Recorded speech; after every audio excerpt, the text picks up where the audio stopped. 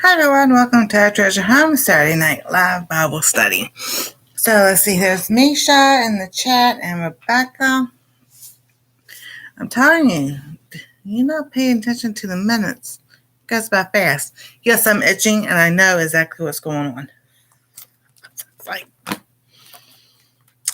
I'm not saying anything, but all I can say is think of the Brady Bunch. In the night, Marsha had the pajama party, and the boys put the itching powder in the in the sleeping bags. I was gonna say, "Hey, Anna, how you doing?" There's Misha. Hi, Rebecca. Hi, Ann. There's TV watchers. Hi, chat. And hi, replay watchers. All right, let's see here. And there's Leonard. There's Leonard. So, hi, Leonard. I didn't see you there because the chat jumped. All righty. So, thank y'all for coming in tonight. And before we start, we're going to pray. Dear Lord, we thank you for this day. We thank you for the health and safety, provision, and protection that you give each and every one of us. And as we go into learning more about Psalms 91, how you love and protect us, and you send your angels to guard over us day and night. It's just amazing what you are, Lord, and how good you are to us. Even though we know the bad things that are going on in the world, you still cover and protect us in each and every way. We thank you for blessing us as we go out and as we come in. May your face shine upon us tonight and you heal our souls, our minds, and our bodies. In Jesus' name, amen. So, hey, Karma, how you doing? There you go. Time for chores, but there you go. All righty. So, a few things before I start tonight. All right, so hours go up and down. I'm on the road to 4K, getting that 4,000 hours. That's the next milestone. So it's like halfway there between the 3 and the 4. It goes up, it goes down, it goes up, it goes down. So if y'all just play one, don't do the shorts playlist. Do one the other ones, please. Whoops. And the only reason why that would get a copyright is because of the person who sang that song, but that's okay. We got it in just in time. But it is that time of year. The weather is cold enough. So here we go. Oh, the weather outside is frightful, but the fire is so delightful. So, I will be for the next 2.5 weeks. Let's see here. I'll put that calendar over there. So today is the 6th. So 1, 2, 3, 1, 2, 3.5 weeks. Oh my goodness. I'm really doing it to myself, but yeah, I'm determined to get to that milestone. So starting next week, starting Monday night, I will be going live my regular nights, Monday, Wednesday, and Saturday on our Treasure Home. The 10:45 doing everything, but Tuesdays and Thursdays, I will be going live 10:45, 11 o'clock, probably around there, 11 o'clock later, and then doing, it's called a marathon of lives to get to your 4K hours. So that's what I'm shooting for, and then I'll go back to my regular schedule, which is Monday, Wednesday, and Saturday, on here, and Friday nights cooking dairy free in alpha-gal. So if you haven't gone to that channel, last night we had a blast. Oh my goodness. I was live for 3 hours. We had so much fun. I made chocolate for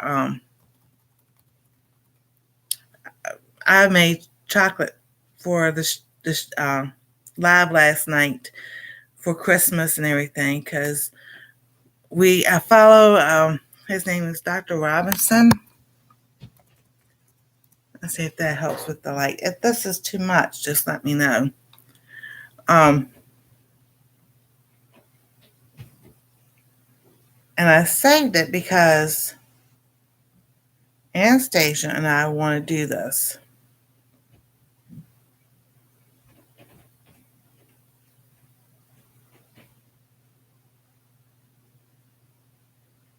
All right, him and his kids did I don't think he has YouTube, it's just Instagram. It's called the Nativity Story Snack Mix. Square cereals for hay, marshmallows, angels around Jesus, hugs with the chocolate hugs, Mary holding close to Jesus. 3 musketeers are the 3 wise men. Pretzel sticks are the manger. Peanut butter animal crackers are for the animals.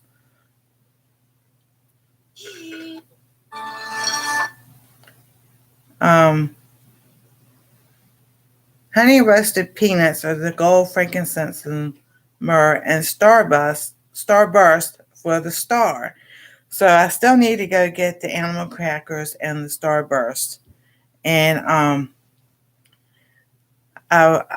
so then I'll do a video making it for both channels. I'll do it one way for the cooking channel, one for this channel, and everything as I'm making it, putting it together, and everything. So hey, Bible, and NK New King version, New King version. See, I like that version too.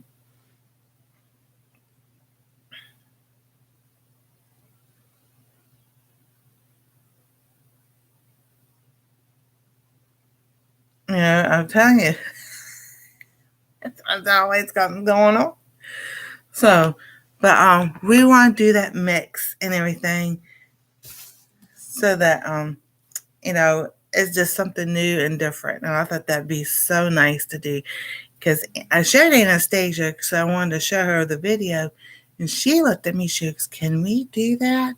I'm like, "Yes, we can do that." I was just so excited that she wants to do it. I was like, "Yes." So, and getting ready. We got our tree up. I've done a video of the tree. I just haven't edited and loaded it up yet. But I do want to show y'all something special. Y'all can see this little doll right here.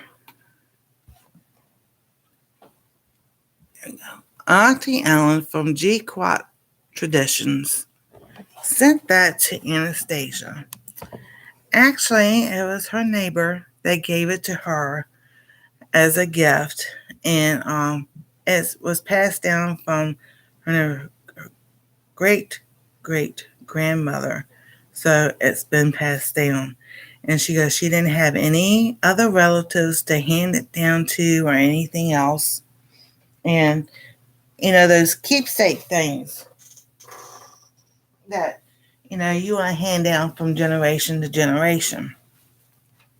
Well, she gave it to Auntie Ellen, and Auntie Ellen thought of me and Anastasia, and it's a pin cushion, and she thought Anastasia would love it.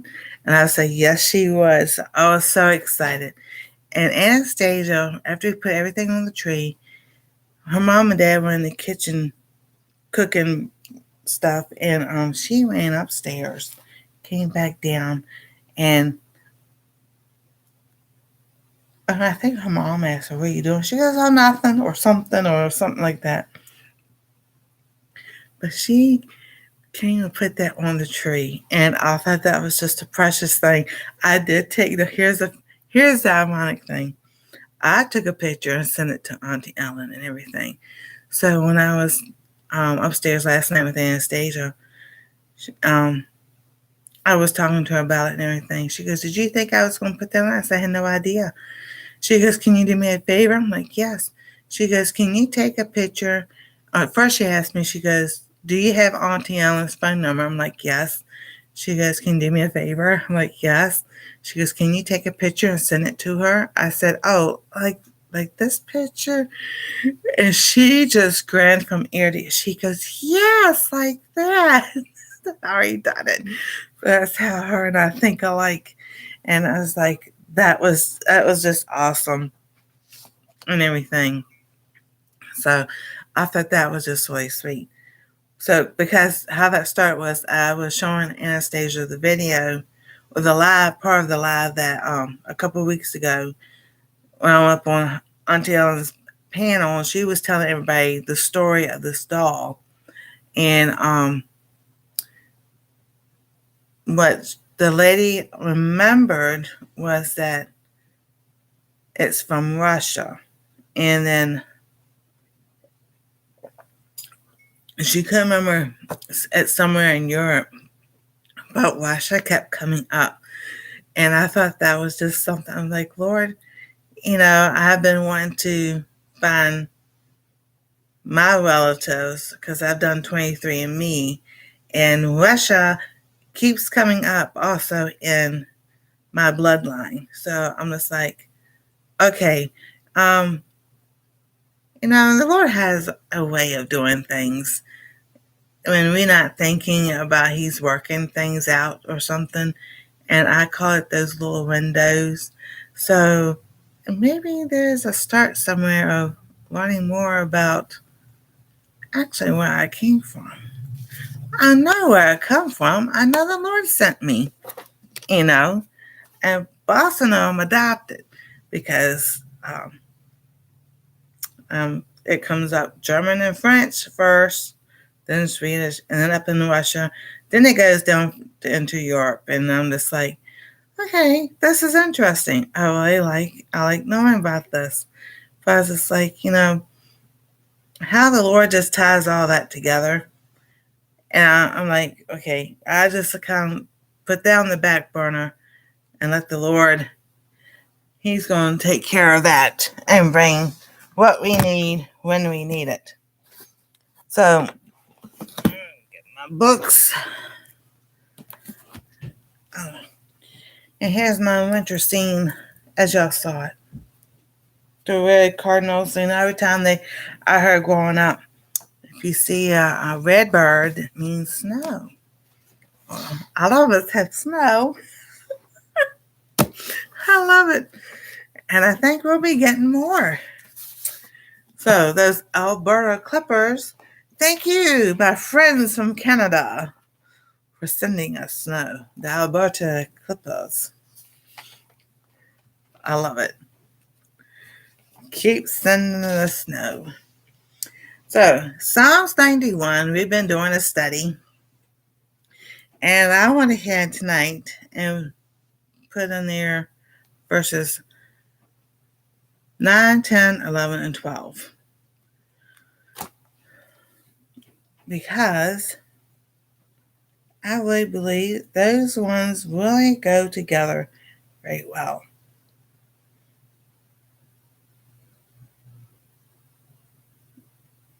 Yes, and sometimes I look at my notes. Did I put down here? I gotta give myself a thumbs up. 9 through 12. We might go a little bit more. All right, so I don't need that. All right, so 9 through 12. Because thou hast made the Lord, which is my refuge, even the Most High, thy habitation. There shall no evil befall thee, neither shall any plague come nigh thy dwelling. For he shall give his angels charge over thee, to keep thee in all thy ways. They shall bear thee up in their hands, lest thou dash thy foot against a stone. All right, so those are the verses we're going to be talking about tonight. So the word because, that starts a very interesting sentence.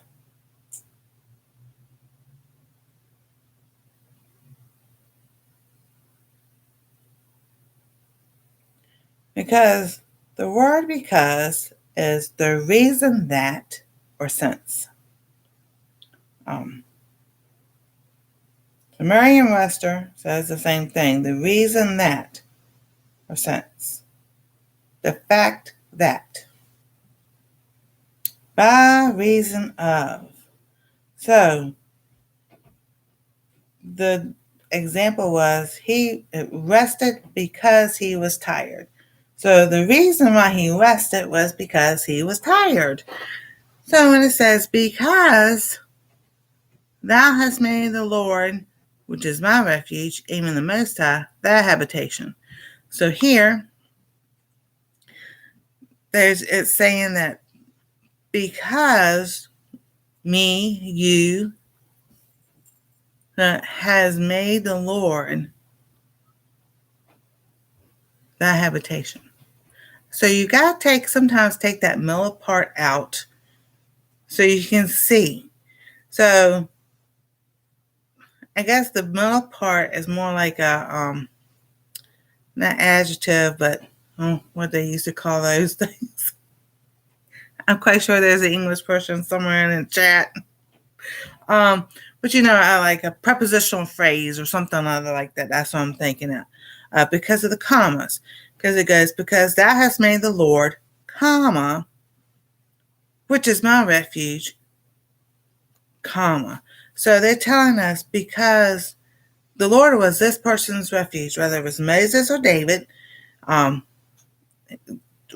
Lord was their refuge, even the Most High, comma. Well, the Lord is the Most High. So he's telling us that even though he's my refuge, he's the Most High God, comma, thy habitation. And then I say semicolon.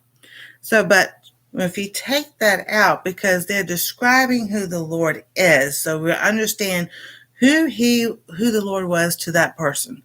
He was his refuge. He was the Most High. The refuge in the Lord. And we know about when David was running from Saul and everything. And it's like, he took refuge in the Lord. So when we take those out, because thou hast made the Lord thy habitation. Okay, so he's telling us the reason why we have made the Lord our habitation. My habitation, your habitation. There will no evil befall thee, neither shall any plague come thy dwelling. So here we go. This is what I love breaking down to understand for myself, to explain how I see this. So maybe we all can understand and look at it a little bit different when we read Psalms 91. So, because thou hast made the Lord, now I'm going to explain to you, because thou hast made the Lord. So we'll take, all right, what will be Anne. Because Anne has made the Lord her habitation. So thy becomes her, or my habitation. Her habitation, there shall no evil befall her, neither shall any plague come nigh her dwelling. So remember, Old English, you got to put the New English the way we talk. So, but if I'm telling Anne, because she has made the Lord, which was my refuge and my Most High, her habitation, there shall no evil befall her, neither shall any plague come nigh thy dwelling. And when I started learning this and I started looking at it, I was like, oh my goodness, this is like open up a whole new thing. And I'm like, okay, so this is how you can make the Bible is personal. Yes, it was written for all of us, but there, times you make it personal for yourself. So because Nancy has made the Lord. So he's telling me, because I have made the Lord my refuge, and he's my most high, but he's explaining who the Lord is to me, my habitation. There shall no evil befall Nancy, neither shall any plague come nigh Nancy's dwelling. So thee and thy is yourself. You put yourself there. All right, so habitation. Habitat, where you live, your dwelling.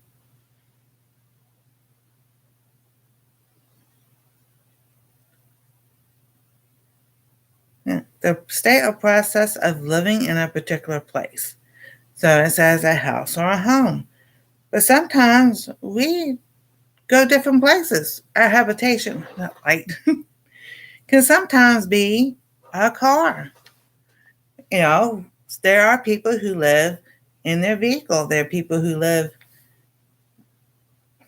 in their in an RV, wherever you live. The act of inhabiting, occupancy. So, a dwelling place. We in a car when we leave home to go to the store, or it's the doctor's, or we go shopping, we go to family's house, different places we go, it's still a dwelling place. So when we have made the Lord, and so I've talked about the refuge, a few weeks ago. So we think of refuge as like a hiding place. We think of people who come from foreign countries, whether like communism or whatever, they're taking refuge in America away from getting hurt. So when we take refuge in the Lord from whatever our situation may be, financial, health, and everything, seeking the Lord. It's like seeking the Lord, use your refuge, being in the Word. There are great devotions. Sometimes it's just reading the Bible that's dwelling with the Lord in the different places that He's been and everything. So we're dwelling in that habitation. The habitation can be your Bible reading. So you're dwelling in that habitation. So I was going to look up, all right, see what this says about habitation.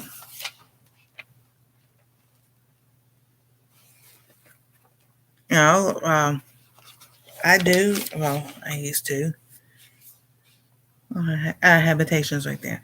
So, and you're in the car, you listening gospel music, old gospel music, new Christian music, whatever you're still habitating in your car with the Lord, and that's a seek a refuge type of thing, and you're worshiping the Lord in your car.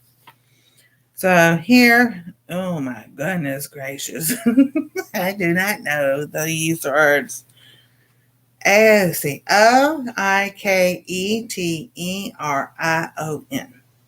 Okay. A habitation, an inhabit, a dwelling, is used in Jude 6 of heavenly region appointed by God as a dwelling place of angels. All right, so that's one. Implying more permanency, no one is used in Ephesians 2:22 of the church as a dwelling place of the Holy Spirit. And there's a lot more.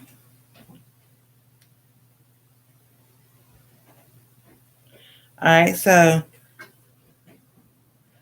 that one, number 2, was Katoiketterion.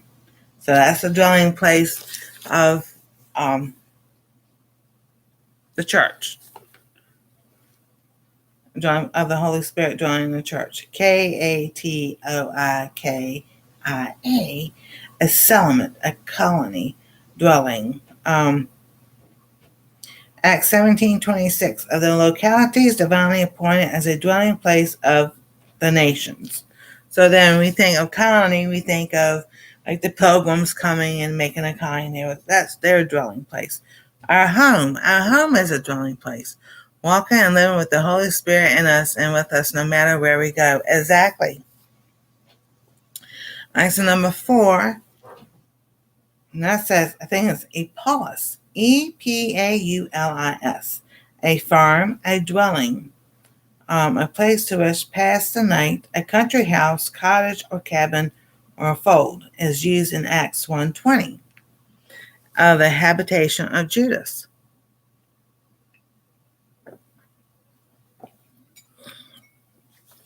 And 5, it says, I think it's skene, Skene, akin to skeno, to dwell in a tent or tabernacle, is rendered habitations in Luke 16:9, are the eternal dwelling places of the redeemed.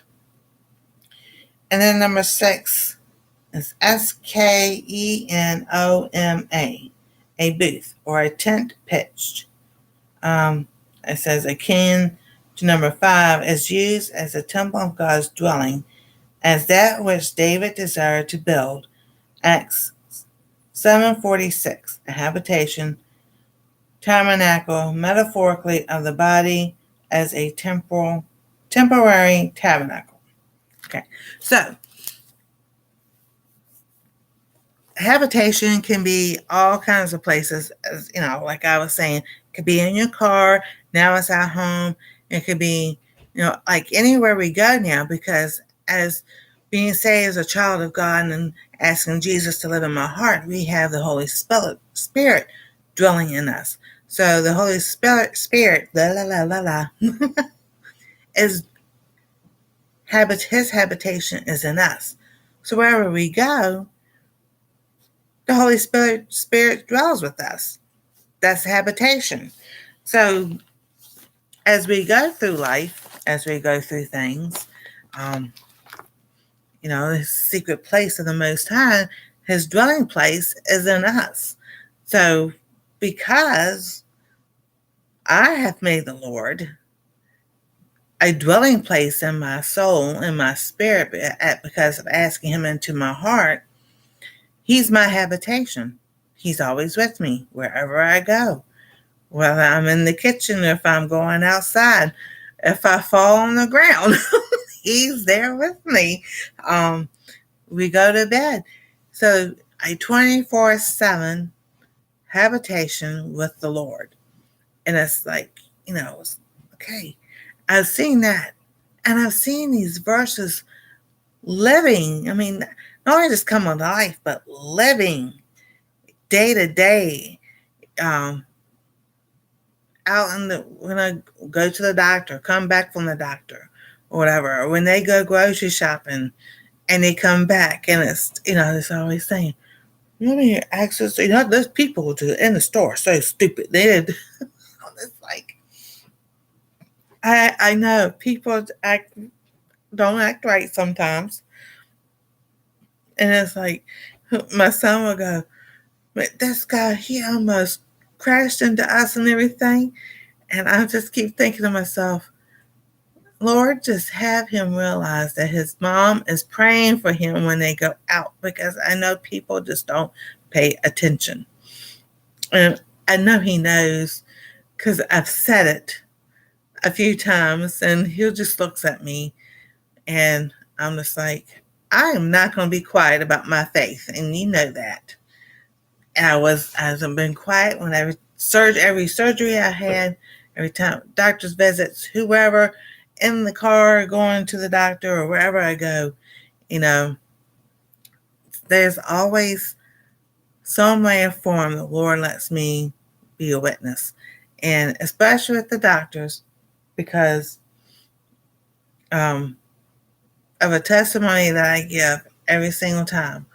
And I have it on the channel, but I will touch on that tonight also.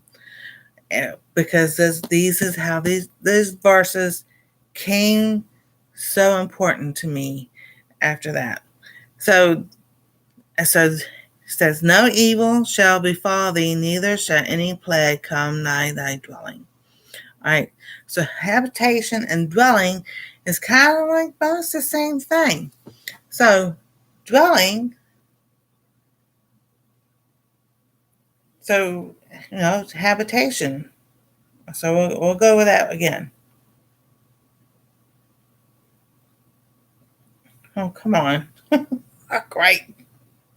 The act of inhabiting occupancy. So the example they use, not fit for human habitation. So think of a cave or something like that. That's not fit for humans to really live, but there are people who do. All right, so occupancy, the fact or condition of holding, possessing, or residing in or on something. All right, so I'm occupying this chair right now. The act or fact of taking or having possession to acquire ownership. So there's people here in the chat. Place we lived and worship. Exactly. Y'all own a house. Now you're occupying that house. But, all right. Car, you occupy your car. If you're in your room, you're occupying that room. To which property is put industrial occupancy. A building or part of a building intended to be occupied. All right, so this is a townhouse. We occupy this townhouse. So, and the act of inhabiting or occupying. So, I am inhabiting or occupying this townhouse, sitting in this chair. So, then down here, all right, we'll find dwelling, a dwelling place. Okay, this was number 2. So, a dwelling place. Let's go to dwelling. A shelter, such as a house in which people live. So number 10, there shall no evil befall thee, neither shall any plague come near thy dwelling. All right. So evil, we think of evil things of people being robbed or a car accident or,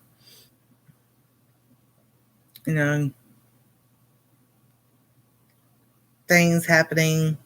I know y'all know things are going on like in Dearborn, Michigan and everything.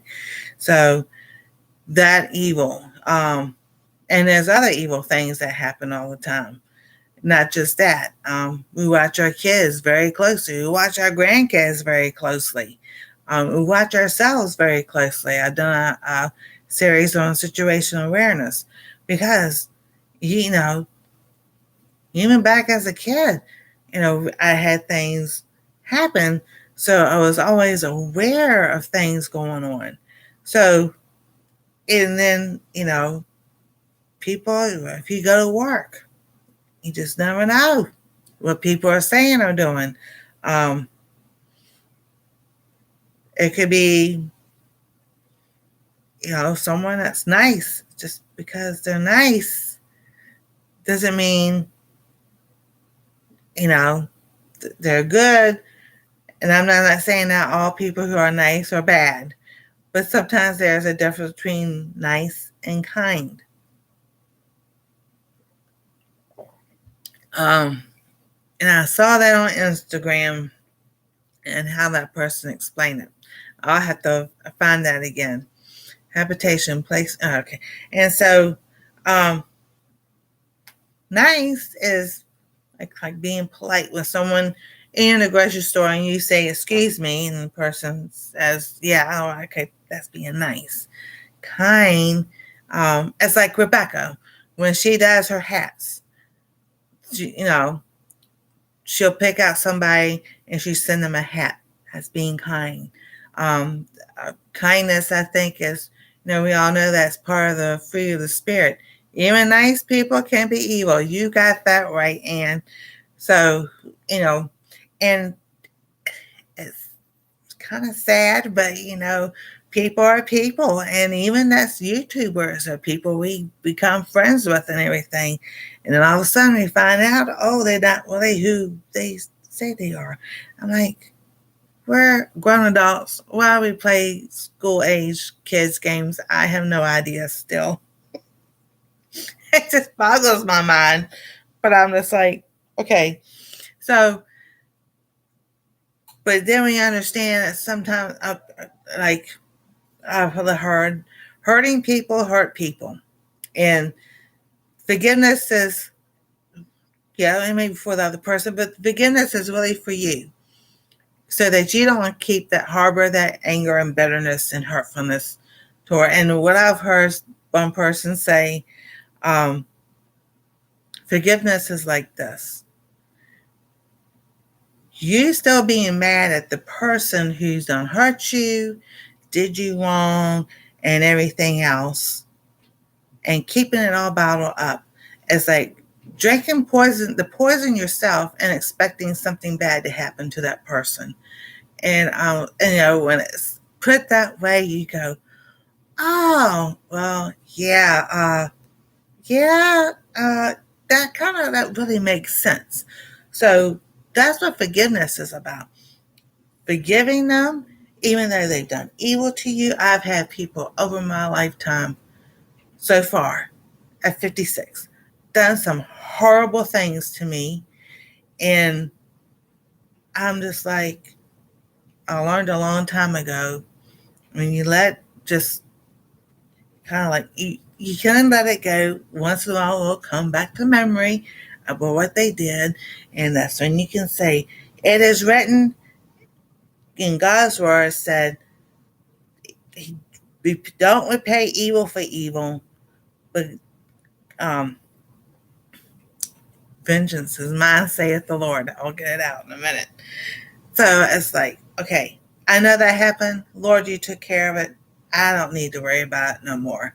And I mean, this is like 20, 30 years ago. Things still come back to mind that people have done and everything, especially if when I'm laying in bed trying to go to sleep. Why? I have no idea.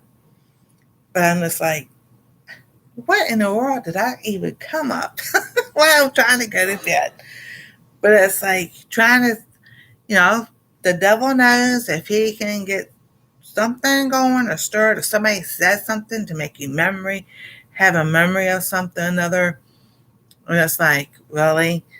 That happened so many years ago. I ain't thought about that in like 30 years. What in the world did that come up? Because he's trying. He's trying. But then he could say, there shall no evil befall me. That's a promise right there from the Lord himself. He said, no evil shall befall me. So it's like this hedge of protection. Think like a force field. Star Wars and the force field. Put the force field up on the yeah, it's been a long time since I've seen Star Wars. That force field up. So, when the arrows, when the bad guys start shooting everything, and they hit the force field and it bounced off and everything. That's how God is. The angels is like a force field. There are so many things that we don't see that happen. I'm like, thank you, Lord. I don't know it all because I don't know. Seeing what I do see is, sometimes it's bad enough as it is. But I'm just like, thank you, Lord, with the things I don't see. Because, yeah, because we wrestle not against flesh and blood, but against the principalities of the air. And, may the force be with you. Amen. Because angels are always, he tells us he gives his angels charge over thee. So, and then, we think of the really bad, evil things that can befall us. But there are things that can happen that we may not think is evil, but it possibly could be. Me falling, for instance, or my hip. I can sit here, like I was explaining the other night. I can sit here. I can get up one time, be fine, and walk to the kitchen or the bathroom or whatever I do, or to the back door just to get up and walk, and I'm good. I can get up one time and I'll be all right. So like this, I can get up this time, maybe I'll be all right. Not use the cane. I'm determined one day not to have these canes, not use them. Um, then, 10, 15 minutes later, I get up and my hip goes aside. Oh no, we've been sitting too long. And I'm like, it's a good thing I had this with me. I'll be in the floor. We don't think of that as being evil. We think of, the breaking in and entering. There's someone who's trying to hijack the car or break in the house. And those are evil things. Those are really evil things. But sometimes we think of things that will never even happen. What if? Those what ifs. So, evil, morally reprehensible, sinful, wicked, an evil impulse, an even tyrant, evil deeds, arising from actual and imputed bad character or conduct, inferior, causing discomfort or repulsion, offensive, disagreeable, causing harm, marked by misfortune.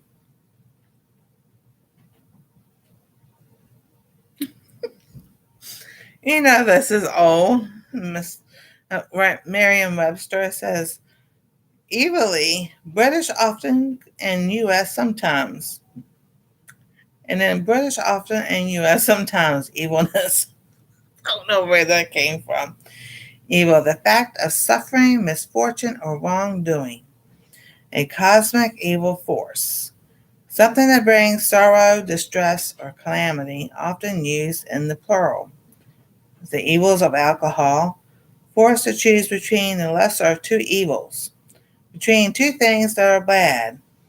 Consider paying taxes a necessary evil. Then an adverb is in an evil manner. So the example was the battle versus good and evil, the battle of good versus evil.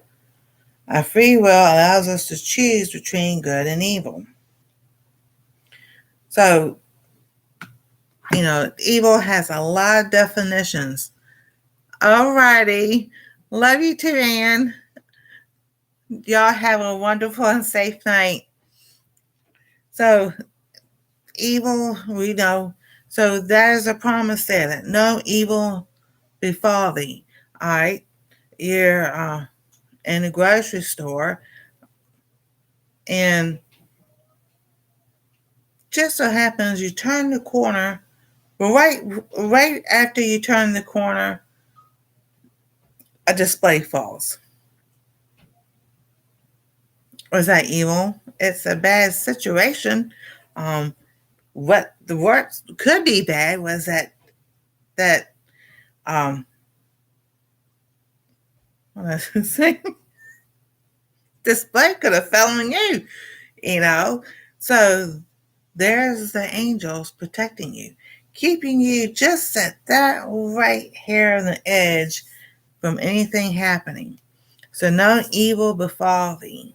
Neither shall any plague come nigh thy dwelling. Okay, so plague. We think of the bubonic plague. We think of what happened in 2020, and everything when the country was shut down. There's still other things that go on. Flu season. There's cold season. The worst is the big C that people can get. That's a plague. Any disease is a plague. So when he says, neither shall any plague come nigh thy dwelling. So with that, we think of the plagues of Egypt that the Lord put on them when Moses kept going to Pharaoh and saying, let my people go. He kept saying no. And, the different things that happen, plague, a disastrous evil or affliction, calamity, a destructively numerous influx or multiplication of a noxious animal.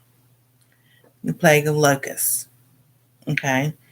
An epidemic disease causing a high rate of mortality, a pestilence, a virulent, contagious febrile disease that caused by a bacterium, and it occurs bubonic, pneumonic, and septic forms. All right. And then a plague of burglaries, a sudden unwelcome outbreak.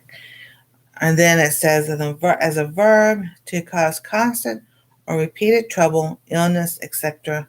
for someone or something, or to cause worry or distress to. A plague with doubts and guilt. To disturb or annoy persistency. So plague can be anything besides just sicknesses. But that's what we think of when we think of plagues. And then when Moses, the locusts, and it was dark, and then, the frogs. That always stuck with me for some reason was the frogs. And every time I saw a frog going up when I was a kid, I was like, oh, let me look and see if there's how many others around here. Because they were everywhere. And so a plague could be, at one time there were a lot of car break-ins and everything. Our governor, because he signed the constitutional carry, that has kind of hasn't really gone away, but it doesn't happen in our area as much. It's nice and quiet. So that kind of plague has changed. So that, that's a plague of evil, could mean evil, a nuance, an outbreak, destructive manner of how people acted that changed. So, and every time I say that, no plague will come near my dwelling, I always think of sickness and disease, probably because of my health and everything, that things I've been through all my life, with my heart, and then the fibromyalgia, the genital disc disease, plantar fasciitis. I was like, but it's like, okay, the Lord, knows what He's doing. So why do I have these things? But then we come to find out there's some things that are genetic. Some things were really probably my doing growing up as a kid, doing some, we call it daredevil things going up, Evel Knievel, the motorcycle. We watched him, so we wanted to go do it on our bikes. So then I got to thinking, okay, so when he say no plague would come near my dwelling, I think more of like the cold and flu season, the seed that came out in 2020. I don't think about, that's the what I think about when it comes to plague, the bubonic plague, and everything. I wait because I have other verses for my health that I say, and because Jesus bore our sicknesses and diseases, that talks about that in Isaiah, and then back in the Gospels. And I'm like, plague, because we've heard that so much about, because you think, like you said, the plague, it takes out a lot of people. Well, I think it's because of sicknesses that we can assume that that's what this means in here, because back up in verse 7, it says, 1,000 shall fall at thy side and 10,000 at the right hand, but it shall not come nigh thee. So to me, this is referencing back to verse 7 when it says, neither shall any plague come nigh thy dwelling. Because if it's the sickness and diseases, whatever type of plague they were going through, God had promised them it's not going to come to them. Just like when Moses was trying to getting the children the Israelite children out of Egypt, the night of the Passover, it was, as long, they put the lintel on the door, the blood of the lamb, And when the angel saw it, you were covered. So you were covered by the blood of the Lamb. So that was no evil, no plague. There was another part when the darkness came over and they couldn't see, nobody could see anything. But all the Israelites had light. So, there's a thing right there where I think God's telling us that no matter how dark it gets, no matter what that plague may be, whether it is sickness and disease, or if it's a rash of break-ins, or financial could be a plague. All of a sudden the car needs to be worked on, or you need new tires, the brakes need to be changed or something. God said, you can say, well, no, none of that shall come nigh my dwelling. But even though it does, you can say, all right, Lord, you saw this coming. You promised us this, but how you showing me something that's going to happen. So in that part, we go back to back up to verse 3 when he says, surely he shall deliver thee from the snare of the fowler and from the noisome pestilence. So when that situation comes and you asking God, well, why did this come? Why did that, the plague could be anything, as I was saying. And you can go, he will deliver me from this. So having your brakes fixed is delivering you from having a bad car accident, because if the brakes aren't fixed and you got to push on those brakes and they lock up and they don't work, are you going to lose control of that car? Are you going to go in the ditch? Anything, you could hit another car or something, another anything. So then that's him keeping you from that plague, that affliction, that harm, that danger, and all. So reading what the definition of plague is, an affliction. Worst case scenario of affliction is having a car accident and something happened.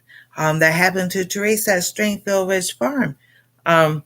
You know, she got hurt and everything. She used to give her. She does give her testimony. She gave an updated video. If y'all want to go watch that and everything, but she does. Her Jesus is making lemonade, and it's just, that was God covering her. Those angels, her, she had, she is a devout Christian. She, with her devotions and everything, and she saw the Lord working, how the angels protected her. So that's how. So for he shall give his angels charge over thee to keep thee in all thy ways. They shall bear thee up in their hands, lest thou dash thy foot against a stone. So even though she had that accident, now I've had several accidents. One was really bad. There are angels there to protect us. He says, no evil shall befall thee, neither shall any plague come nigh thy dwelling. And you go, well, that was evil. That car accident was evil. But when you survive that car accident, that's surviving the evil. That's the angels being charged over you. So go back to the car accident my daughter-in-law and I were in. She was 7 months pregnant with Anastasia, and the lady she had stopped. She saw us. We had the green light, and she pulled out right in front of us. I slammed on brakes, and there was nowhere else to go. We T-boned her. There was nowhere else to go. We had witnesses and everything. We didn't get anything from that case. Not a lick. So, did the evil befall us? No, not really. Yeah, we were in a bad car accident and everything, but we all survived. Anastasia survived. The only thing she has is she had dairy allergy. But that dairy allergy comes from me to her daddy to her. Um, so it's a genetic thing. It had nothing to do with the car accident. But the evil that was trying to befall us, it didn't happen. We just got banged up. I was like, um, I was holding on to that steering wheel so hard. And I was like, because where we ended up, the vehicle we were in was facing, the big pole things, the big rounds, like you would have like the gas station signs on, or like a billboard type thing. That's what I was facing, and I'm just like had my foot still on the brake, trying like not to go into that pole. I mean, because the thing was big, and the firefighters had to talk me out. You've got to let go. I'm like, I can't let go. So finally I realized to myself, I'm like, okay, we're not moving. Then I was concerned about my daughter-in-law and and everything. So finally, like, okay, are you hurt anywhere?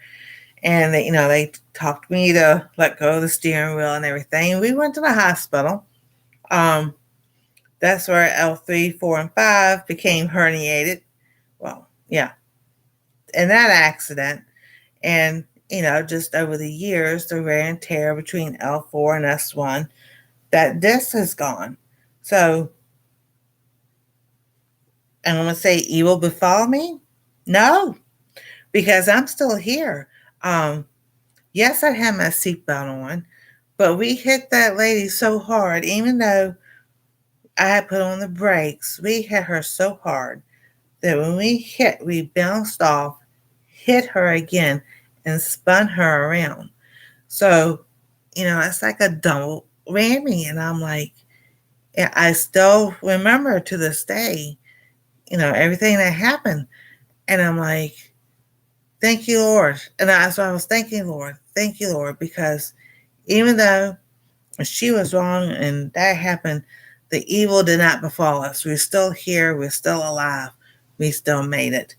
And I'm like, well, so every time we go out or they leave, I pray Psalms 91 over them. When I go out to the doctor, because I use Uber, the transportation through my insurance, I say Psalms 91 before I go out. Now, I have come across a lot of great people, even brothers and sisters in Christ and everything. I've had great conversations in the car and everything. And I've had so many of them tell me, I've so much enjoyed you. Thank you so much. Um, I've had one person say, you're the only one that's talked to me today. And I'll be like, huh? He goes, oh, yeah, they're too busy, got the earbuds in or listen to something or another and everything and not paying attention to anything else. And I'm just like, okay, you know, there's just some people who don't pay attention to anything. But I do, because that's one, I trained myself when I was taught. And then the other thing is, somebody might need somebody to talk to. They may be, they're working and they're driving the car to take people from here to point A to point B. But what if they wake up having a bad day? Or maybe the Lord just wants me to sit there and just being kind. That's being kind. Anybody can be nice. Picking up the trash and putting in the trash can, that's being nice. But sitting there having a conversation and making that other person feel important, that they matter, and everything. That's how the Lord works through us, and how because we're the ones that plant the seed. So many times, like I said, I will start a conversation just to see, if they're going to talk, not talk, or whatever. And then they'll say something, and then all of a sudden I was like, thank the Lord, da da da da da da da. Oh, really? And then that opens up the door. So, and then, I can talk about Psalms 91 and share the gospel with different people, and how his angels keep charge of us day and night. That makes me think of the little song growing up. All night, all day, angels watching over me, my Lord. All night, all day, angels watching over me.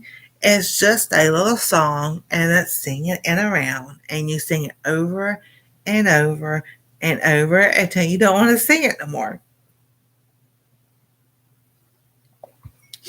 And we sang it in children's church, we sang it in Sunday school, we even sang it in church. And every once, I'll sit there, I'll be down here, and I just start singing, my daughter goes, "Are you okay?" I'm like, "I'm just a singing, that's all I'm doing."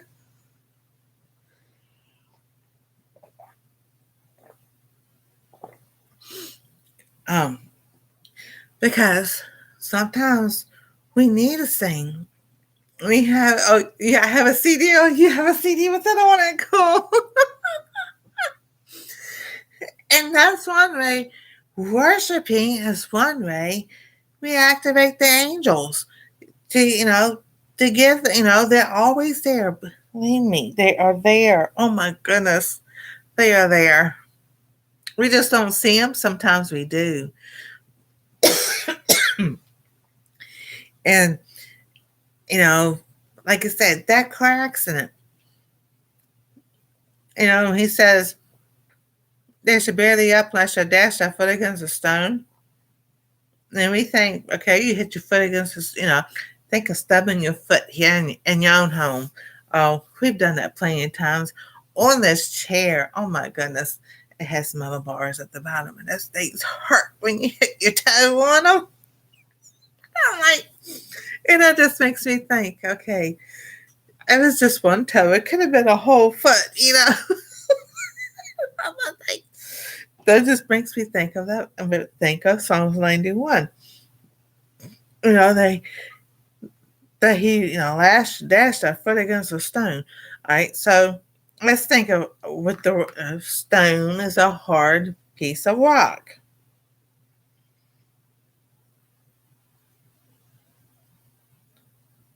All right, so let's look at the word dash first. Dash, like the little dash between two words. Remember that in English class? How do you hyphenate a word when you get to the end of your page that you're writing, and it's like, all right, so sunshine, the first word that came to my mind, you write sun, you put dash, and then shine on the next line. Sunshine. So dash, to move with sudden speed. Oh, think of Flash. Flash Gordon, the Flash. Smash, raise, dashing against the rocks. Smash, a transitive verb, to break by striking or knocking. Angrily dashed a bouquet of flowers against the table. Oh my goodness, what a sentence. Really? Ruined, destroyed. The news dashed his hopes. Okay. Depression or saddened, to make ashamed. Dashed by her scorn. All right, I can understand that. To complete, execute, or finish off hastily. Used with down or off. Dash down a drink. Dash off a letter. All right, so that has to be really, really old English. Because you remember, the King James Version was written in Old English. To knock, hurl, or thrust violently. Dash water onto his face. A boat that had been dashed against the rocks. Splash or spatter. Her pants were dashed with mud. All right, so as a noun, in grammar, the stroke of a pen. Punctuation mark that is used especially to indicate a break in thought or structure of a sentence. That's what I was talking about. A small, usually distinctive addition. A dash of salt. A dash of humor. An onset, sudden onset, rush, or attempt. So, like a 100-meter dash, animation and style action, the verse and dash of a personal writings. All right, so, but then we look at the contents about how he used the word dash. So, last thou dash thy foot against a stone. So, smash, strike, knocking, I guess not to knock, but hurl or thrust violently, maybe. So a sudden burst or splash, a blow. So there, you know, blow that foot against a stone. So we're going to sit there. We're going to look at the word stone. Stone could be a rock. If the keyboard will work right, autocorrect. Stone, a concentration of earthly or mineral matter. A rock, a piece of rock or specified function such as a building block, a paving block, a gem, a gravestone, grindstone, whetstone. A surface upon which drawing, text, or design to be lithographed is drawn or transferred. Okay, Merriam-Webster, come on, man. A curling stone, a round playing piece used in various games such as backgammon. So to hurl stones out, so adverb, and that's how you use it. So earthly matter, that's what we think of a stone, a rock that you hit your stone. So last time, dash that foot against a stone. So that stone was that other car pulling out in front of me, and I slammed right into it. All right. So he barely up in their hand slash or dash that foot against a stone. Okay, so what happened was we had the green light. She had this green light coming this way, but she was in the turning lane to turn out to go make a left-hand turn. So that means she had to pull out in front of us. She pulled out in oncoming traffic. So did she do it purposely? Was it an accidental? Don't know. She was coming from a store and going back to the store to pick up some stuff that she shouldn't have been getting in the first place. And then, was she paying attention? Was she not paying attention? It was a big mess. But here it says, no evil shall befall thee. So even though she pulled out this way and then we slammed into her, the evil that didn't befall us is that we survived. We were not harmed, no broken bones, no cuts, no, anything like that. Yes, there were some internal injuries. My daughter-in-law did hurt her left arm because she was bracing herself on the seat in front of her because she was in the back seat. So when, we slammed, she went like this, she's holding on to that seat. So her left arm still gives her problems and everything. They were more concerned about the baby.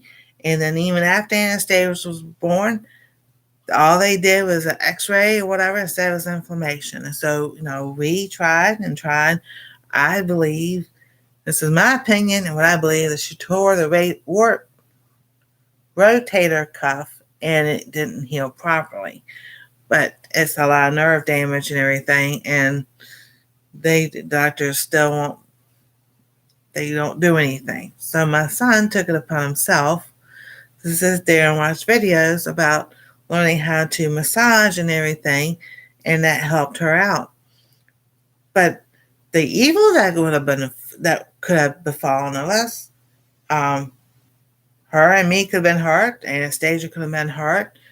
The other person that was with us could have been hurt worse than just the injuries that we got. There was angels there sitting there protecting us in that car because that vehicle was our dwelling place. We were inhabiting that car at that time. And I was sitting there, studying the Bible, getting back into the Word and everything. And because I was making the Lord my God, my habitation, I believe because I was there in that car, and they were with me, God protected all of us. My son got T-boned by a pregnant lady, and my daughter got rammed in the back twice by an epileptic guy. Spun her around driving with her permit. Praise God, no physical harm. Amen. So, yes, things will happen. We live in a fallen world. Jesus told us that, things will happen, but it would be that we are rejoicing because He has overcome the world. But like accidents do happen. There's things people don't pay attention. If you go out in your car nowadays and you sit there and you watch how many people on their cell phone driving and texting, even though it's illegal and they're supposed to get tickets of it. The police will not pull people over for that because the police are doing it themselves. So I'm sorry, that's just the way I've seen it. If you see, oh, yes, I'm itching right here tonight. Watch them. They're just as much on their phone as everybody else. And I'm just like, yeah, don't pull me over about being on the phone or whatever, because we're going to have you on camera because you're on your phone doing the same thing. And if you're a police officer, I am not knocking police officers. I'm just saying, there are people who are on their phone and not paying attention. And I believe that's what she was doing. She was on her phone with her friend instead of being where she was supposed to be at school, college, and everything. So, but here's the thing. She came over to the person that was in the car with us and asked to borrow the phone to call her mom. Her phone was in her hand. Why don't you call your mom from your phone? But here's the thing. She used somebody else's other phone, somebody's phone, called her mom. Her mom was up there. They had that car cleaned out before the cops even got there. And we kind of like looking at each other like, something's not right with this picture. So, but you know what? Those are those situations that you sit there and like, okay, Lord, you had this happen for a reason. You did not let any more evil befall me that day. And, yes, the plague did not come out. But you're going to take care of that. So those are those little situations that I said when you shall see the reward of the wicked. Well, sometimes we won't see the reward of the wicked all the time. We are here lately on certain situations and everything. Sometimes, things like that. You just got to trust God. Is like, you know what? The Lord's going to take care of that. He saw what happened. He saw it. Was it done on purpose or whatever? we're just going to go on with our life and keep on going. Um, yeah, so I have never looked it up again about her or anything else. I was like, no, the Lord's going to take care of that one. Definitely. I know He did. So I now have my phone in the back seat and my purse behind me, so I can't even get to it. Exactly. And, let people know, hey, I'm going to the store. Um, I'm going shopping or I'm going to this place, whatever. I will not answer my phone if you call or text, but I will respond once I get to where I'm going and I'm at a safe place. Now, being a former EMT, retired EMT and everything, we knew how to sit there, but you learned, if you're driving the vehicle, the ambulance, or the rescue squad, fire truck, but you learn, you're trained how to sit there, watch the road, pick up that mic and speak with, talk back and forth and everything. During security, then, we had the walkie-talkie, but we also had the mic to where it had the cord and it could come up here. That way, if you got to do something, you can grab that mic and talk while you still need to focus on what you're doing. Um, so, there's certain jobs that train you to sit there and able to do that. But, when I was doing investigations and everything, my mom would call me all the time. And I understood why she would call, but I kept telling my dad, she can call me every 5 minutes when I'm out in the field because she needs something. That's what y'all there for. So one day, we had the flip phones back then, and I had it carry on my pants right there, and she called, and I just answered the phone. She goes, "What are you doing?" Because she always wanted to know what I was doing. She wanted to hear what was going on and everything. And I'm sitting here being bored, doing nothing. She's, and that was the answer I had to give her. We got to understand, she had been in a car accident, a horrible car accident. Yes, she was still alive. So there's another car accident.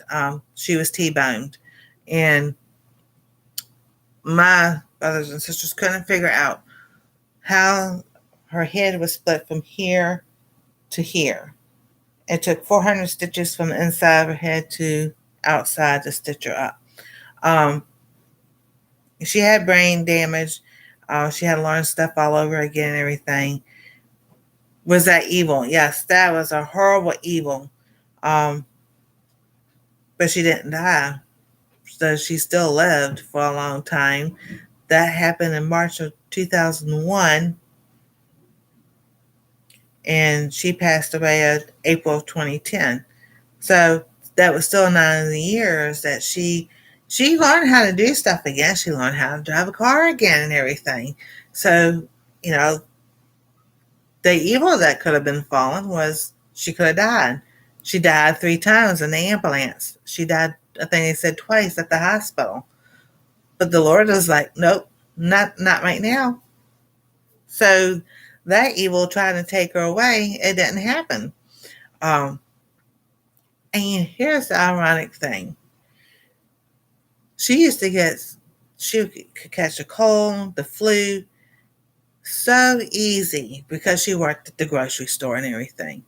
When she had that accident, she never got sick another day. Nothing.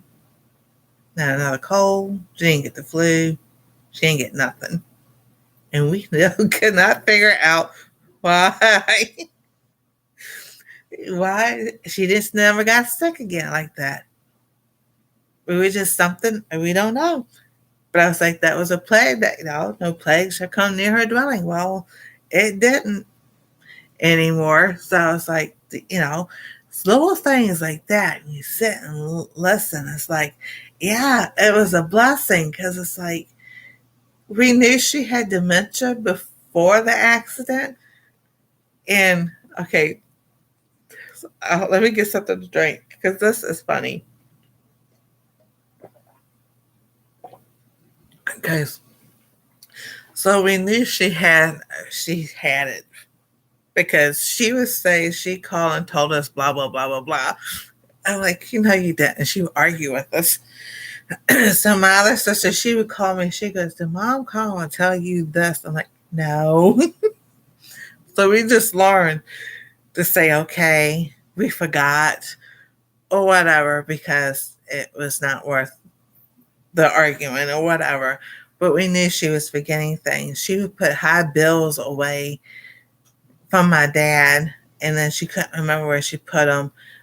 It was things and everything. So, in the accident, it kind of like enhanced some things. So that was one of the things that it did. And so we lived with my parents to help them out. And my son that I live with now, he was 15 years old and all this. Wait a minute, 15. Let me think. Not 15 yet. He was, oh my goodness, he's tall for his age. All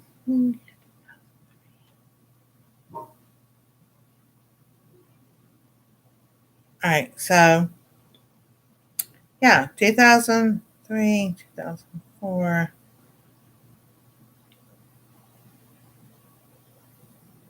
So that happened. So we lived with them in 2006, 2007. This was going on. So, all right, yeah, 2007.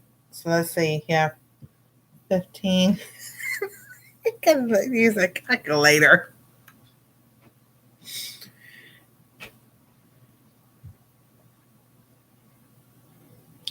Because I want to get this right because it's so funny.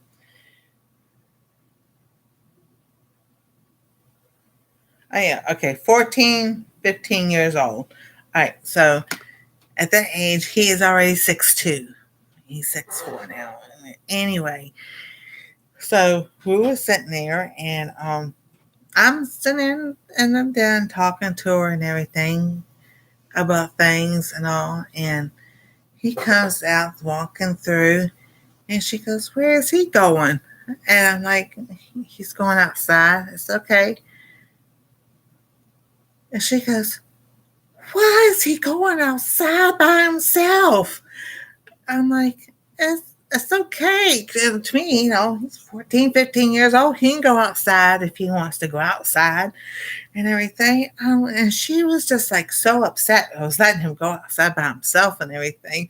And I say, "Mom, it's okay. He's okay for him to go outside." She goes, "No, he's not. No, it's not. No, it's not." I'm like, "All right, wait a minute." I said, "How old do you think he is?"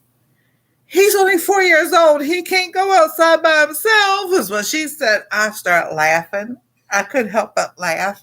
And I was just, to this day, it's hilarious because she was so upset. He was 4 or 5 years old and we were letting him go outside by himself.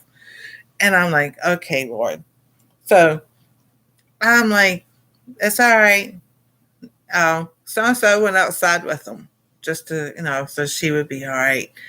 And I'm thinking, as I look back, how, that accident was evil. She didn't get sick anymore. She didn't catch a cold anymore, the flu anymore, nothing. And how the angels were there protecting her and her sister when coming home from church. And my aunt really didn't get hurt that much. It was my mom, and they what happened was the seatbelt didn't catch her because she didn't go forward. And when she got hurt, when they got hit, she didn't go forward. So the seatbelt didn't catch her. What happened was and a lot of people, when you get T-bone, you're thrown from side to side. And what happens when she got, because they said the car spun around, it was raining, this car spun around, went in the ditch, went up and went into the person's yard. If it had not been raining, that vehicle would have gone to the person's house. So there, part right there, the evil didn't befall the people in that house.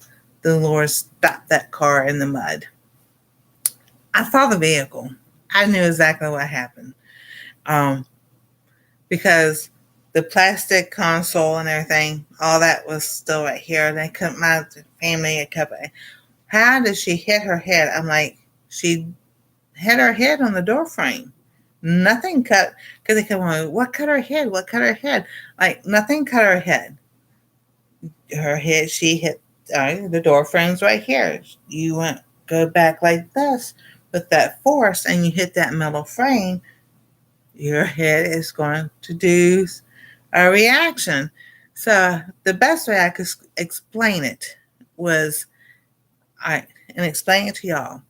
When someone's in a car accident like that, and their head, and you come back and you hit your head like that, or the other person, take a melon, cantaloupe, honeydew, a small watermelon, and you don't even have to hold it up like this to fall it, just right there in front of you, and drop it on the ground and watch what it does. It splatters. Well, that's the force of hitting a solid thing. The floor is the same as hitting that solid metal piece right there, and your head hitting that. I think the airbags deployed, but back then there wasn't no side airbags in it or anything like that. So, and for they still cannot. I don't believe that. I don't believe that. I'm like, okay. I explained it so many times, and then after a while, I was just like, all right, I'm gonna stop explaining. So when you look at things like that, and we think, oh my goodness, that's so horrible, and everything, look at the evil that could have happened. Like I said, worst case scenario, she could have died and not come back. They did tell me, because I was able to go talk to the firefighters that, and the paramedics that picked her up and everything, and then some of the people at the hospital. The doctors I was able to talk to, but I did go visit the firefighters and I'll tell them thank you and everything, because they knew who I was when I walked in the door. They're like, oh my goodness. I'm like, yeah, because I was in South Carolina at the time. And I said, you picked up this lady. He goes, I said, that's my mom. He goes, that's your mom? I'm like, yeah. So, we got to talking and everything. And they told me, they go, we lost her 3 times in the ambulance, got her back. When they got her to the hospital, that all of us were working on her, and they lost her twice and got her back.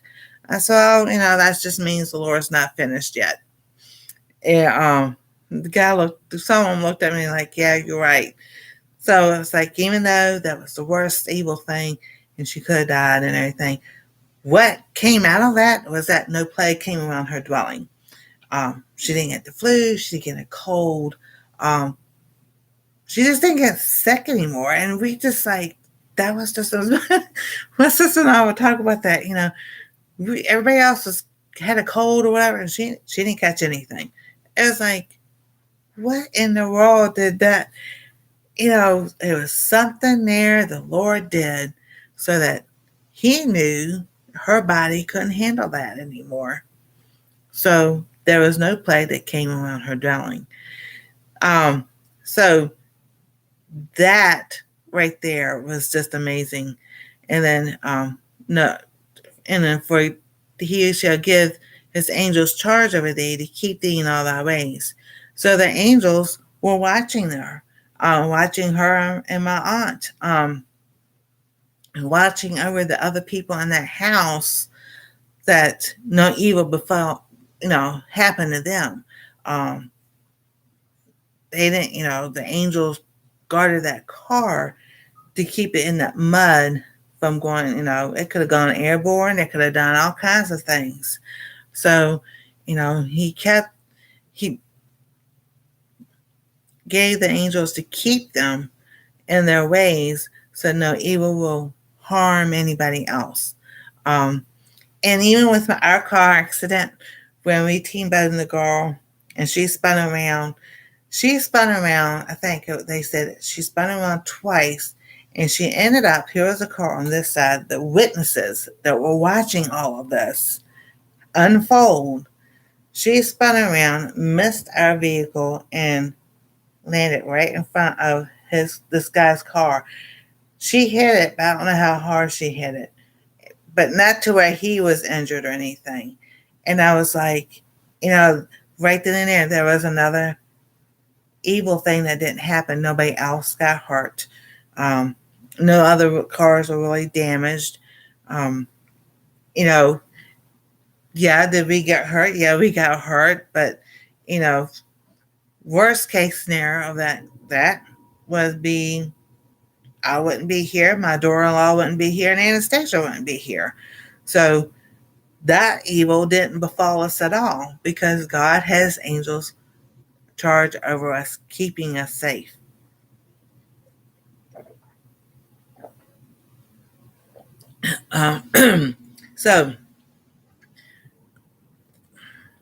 So they should bear thee up in their hands, lest thou dash thy foot against a stone. So car accidents, they're bad. There are some people that are in car accidents that do not survive, and we don't understand. There's some accidents that are just horrific, and you person just walks out of the vehicle, no harm, no nothing. Um, all I can say is,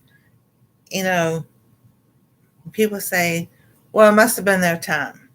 I don't believe that because the end of this chapter, God promises long life. So in that course, if, especially young people, um, and I've been to accidents. It was young people who got hurt or something happened to them and they no longer here. And it's like, they go, well, how can you, how do you justify that and everything? Well, God says we live in a fallen world. Maybe, health wise, it was something. Sometimes I think maybe, this is just my opinion and thoughts, that if it was that the Lord had took them home early, it would be something that they're in their life later on that they couldn't have handled. I always think about that, because Bible doesn't say God doesn't give you more than what you can handle. It comes from that verse says, whatever you go through, and I'm paraphrasing, whatever you go through, God will make a way of escape for you. So not that we won't go through things, but God will always make a way of escape. So just like with no evil shall befall thee, even though it may, that bad situation, that bad financial decision or whatever, it could be, it'd be going, I can't believe this. I can't believe this. But then look at it a different way. What was the worst? We always look at the worst case scenario. What is the worst case scenario that could have happened? And my daughter-in-law, me and Anastasia couldn't be here. But that didn't happen. That evil didn't befall me or befall us. God had his angels charge over us, keeping us safe that day. We dash our foot against a stone. Yeah, probably a little bit more than a stone. But you gotta understand, when this was written in Hebrew, they didn't have cars and vehicles or horse and buggy then, or they had chariots.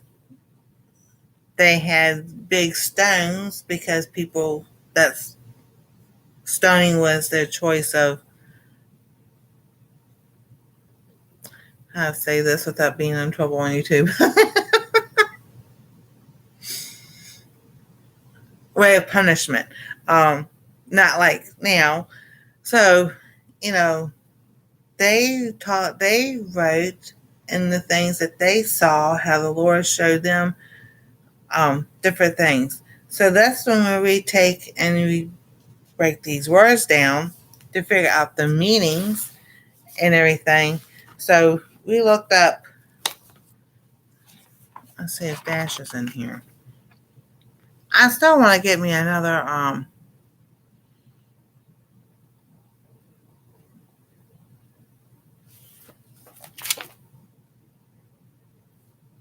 this is Vine's complete expository dictionary of Old and New Testament words.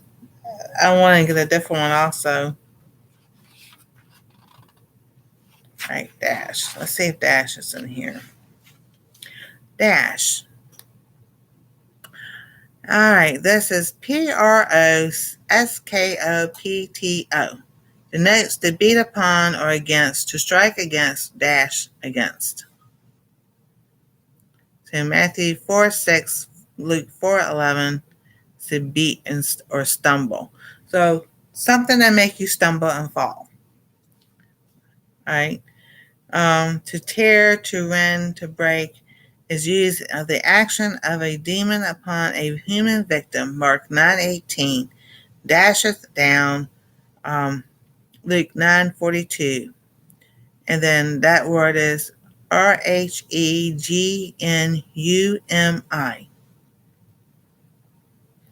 And then the last one, the word is EDAPHIZO, to beat level with the earth, as a threshing floor or the ground. Luke 19:44, that shall dash thee to the ground.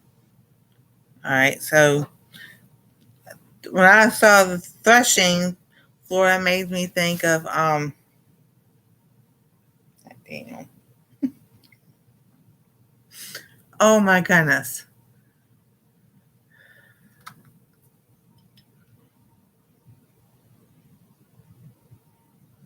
All right, let's see here.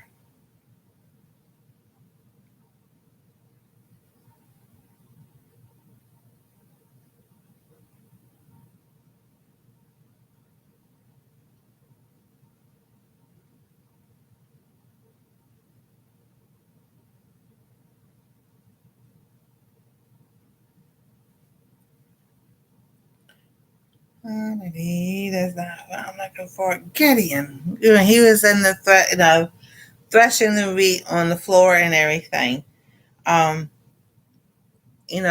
He was hiding. So that was like a type of, hiding he was hiding from the enemy.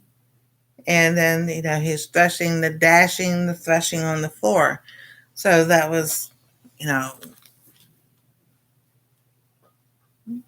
keeping him from dashing his, but that's where the Lord met him and told him he'd be a mighty warrior. So dash, and then we'll look up stone.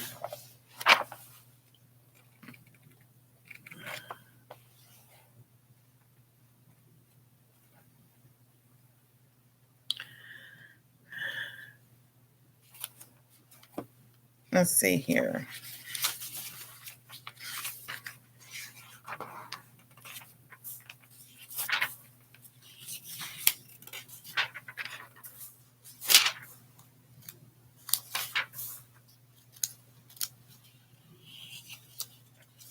Stone, noun, verb, and adjective. So as nouns, lithos, Lithos, is used literally of the stones of the ground. Matthew 4:3, tombstones, Matthew 27:60 and verse 66, building stones, Matthew 21:42, a millstone, and then Luke 17:2 and Revelation 18:21. They're talking about the millstones, the tables, the tablets of law, idol images, treasures, commercial Babylon, and then metaphorically in Christ. Okay, so we think of a smooth stone, pebble, um, building stones, tombstones as a stone. So back then, you think of David and Goliath. He picked up 5 smooth stones and one little stone, put it in the sling, and right there. So he was like, I wonder sometimes that I always thought that David was the one that wrote the psalm when he was thinking about dash the foot against a stone. Was he thinking about David, Goliath and everything, and the stone that that he got? See, that makes me think of another song. Um, one only a boy named David, only a whipping book, only a boy named David, and 5 little stones he took. Only a boy named David, and only a whipping book. Only a boy named David. 5 little stones he took, and one little stone went in the sling, and the sling went round and round. And one little stone went in the sling, and the sling went round and round, and round and round and round and round, round and round and round. And one little stone went up in the air, and the giant came tumbling down. Right, Lisa? They sung that song. And that makes me think of David writing this verse when he said, he should bear thee up in their hands, lest thou dash thy foot against a stone. Goliath was a big stone.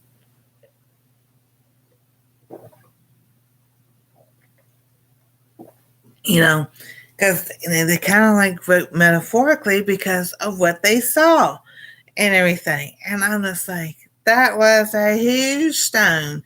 And, you know, so, David took those 5 stones, and I was reading in a devotion commentary the other day. The reason why he picked up 5 stones is that Goliath had 4 brothers. So he picked up those stones for the rest of them. See, that's how confident David was, that he knew that God was with him. He knew that God had those angels charged over him to keep him all our ways. Even though they were fighting, the Israelites were fighting the Philistines, excuse me. He said, he had these verses. He wrote these because he saw what the Lord did. His confidence was in the Lord. He knew the Lord was going to give him victory. And, so he picked up 5 stones. And I never knew, trying to let that light, that Goliath had 4 other brothers. They say they weren't as tall as Goliath, but he had, because we know there was a bunch. The army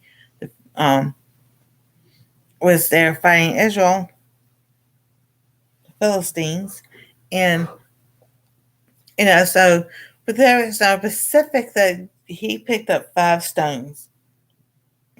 So we know that when he killed Goliath, when that stone went, and everything knocked him down, they all ran. So then, Israel won that battle.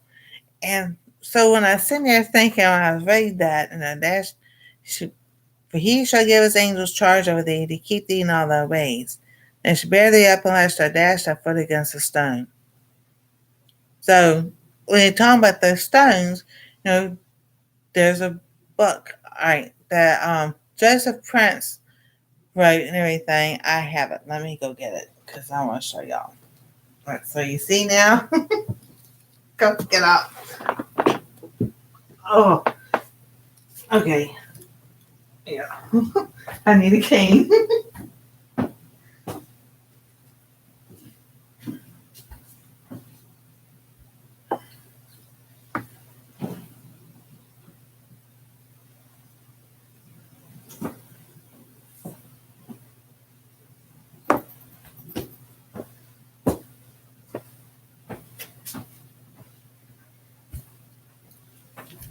That's a good thing. It got me to get up and move around. All right. It's called Expedition Promised Land. To walk where Jesus walked. And I'm going to show y'all in here. All right.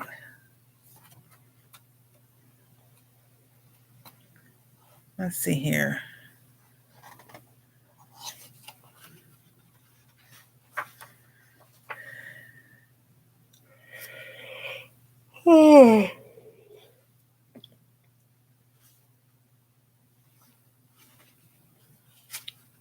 The Valley of Elah. I think that's what I'm looking for.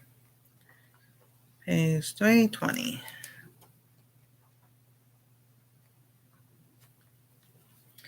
The Valley of Elah, where the battle between David and Goliath took place.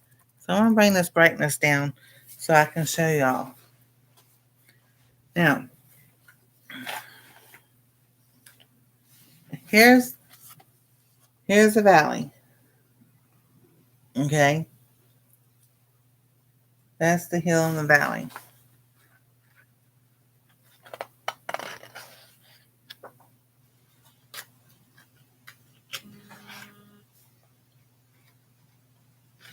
All right, come on. I know I can turn the page.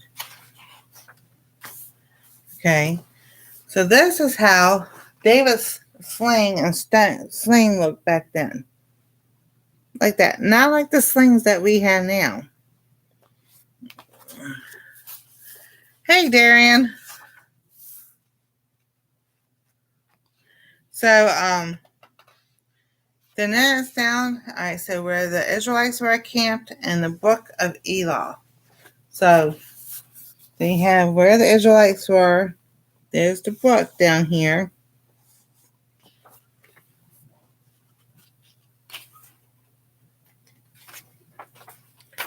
And then this is where it says the stream. This is the stream where David walked through to pick up those stones and everything. So that's what makes me think that David wrote Psalms 91, because you talk about the stones right there, and that is so interesting. It's still like that. It is still like that. And I'm like, this is a very interesting book.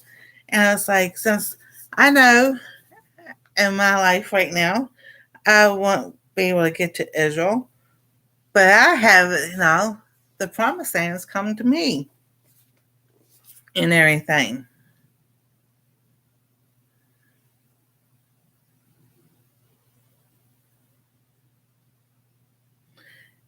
So I'm just like, here, we have those promises that even though some things may happen, some evil things may happen, the evil things may not happen because we think of the worst case scenario and those things don't happen.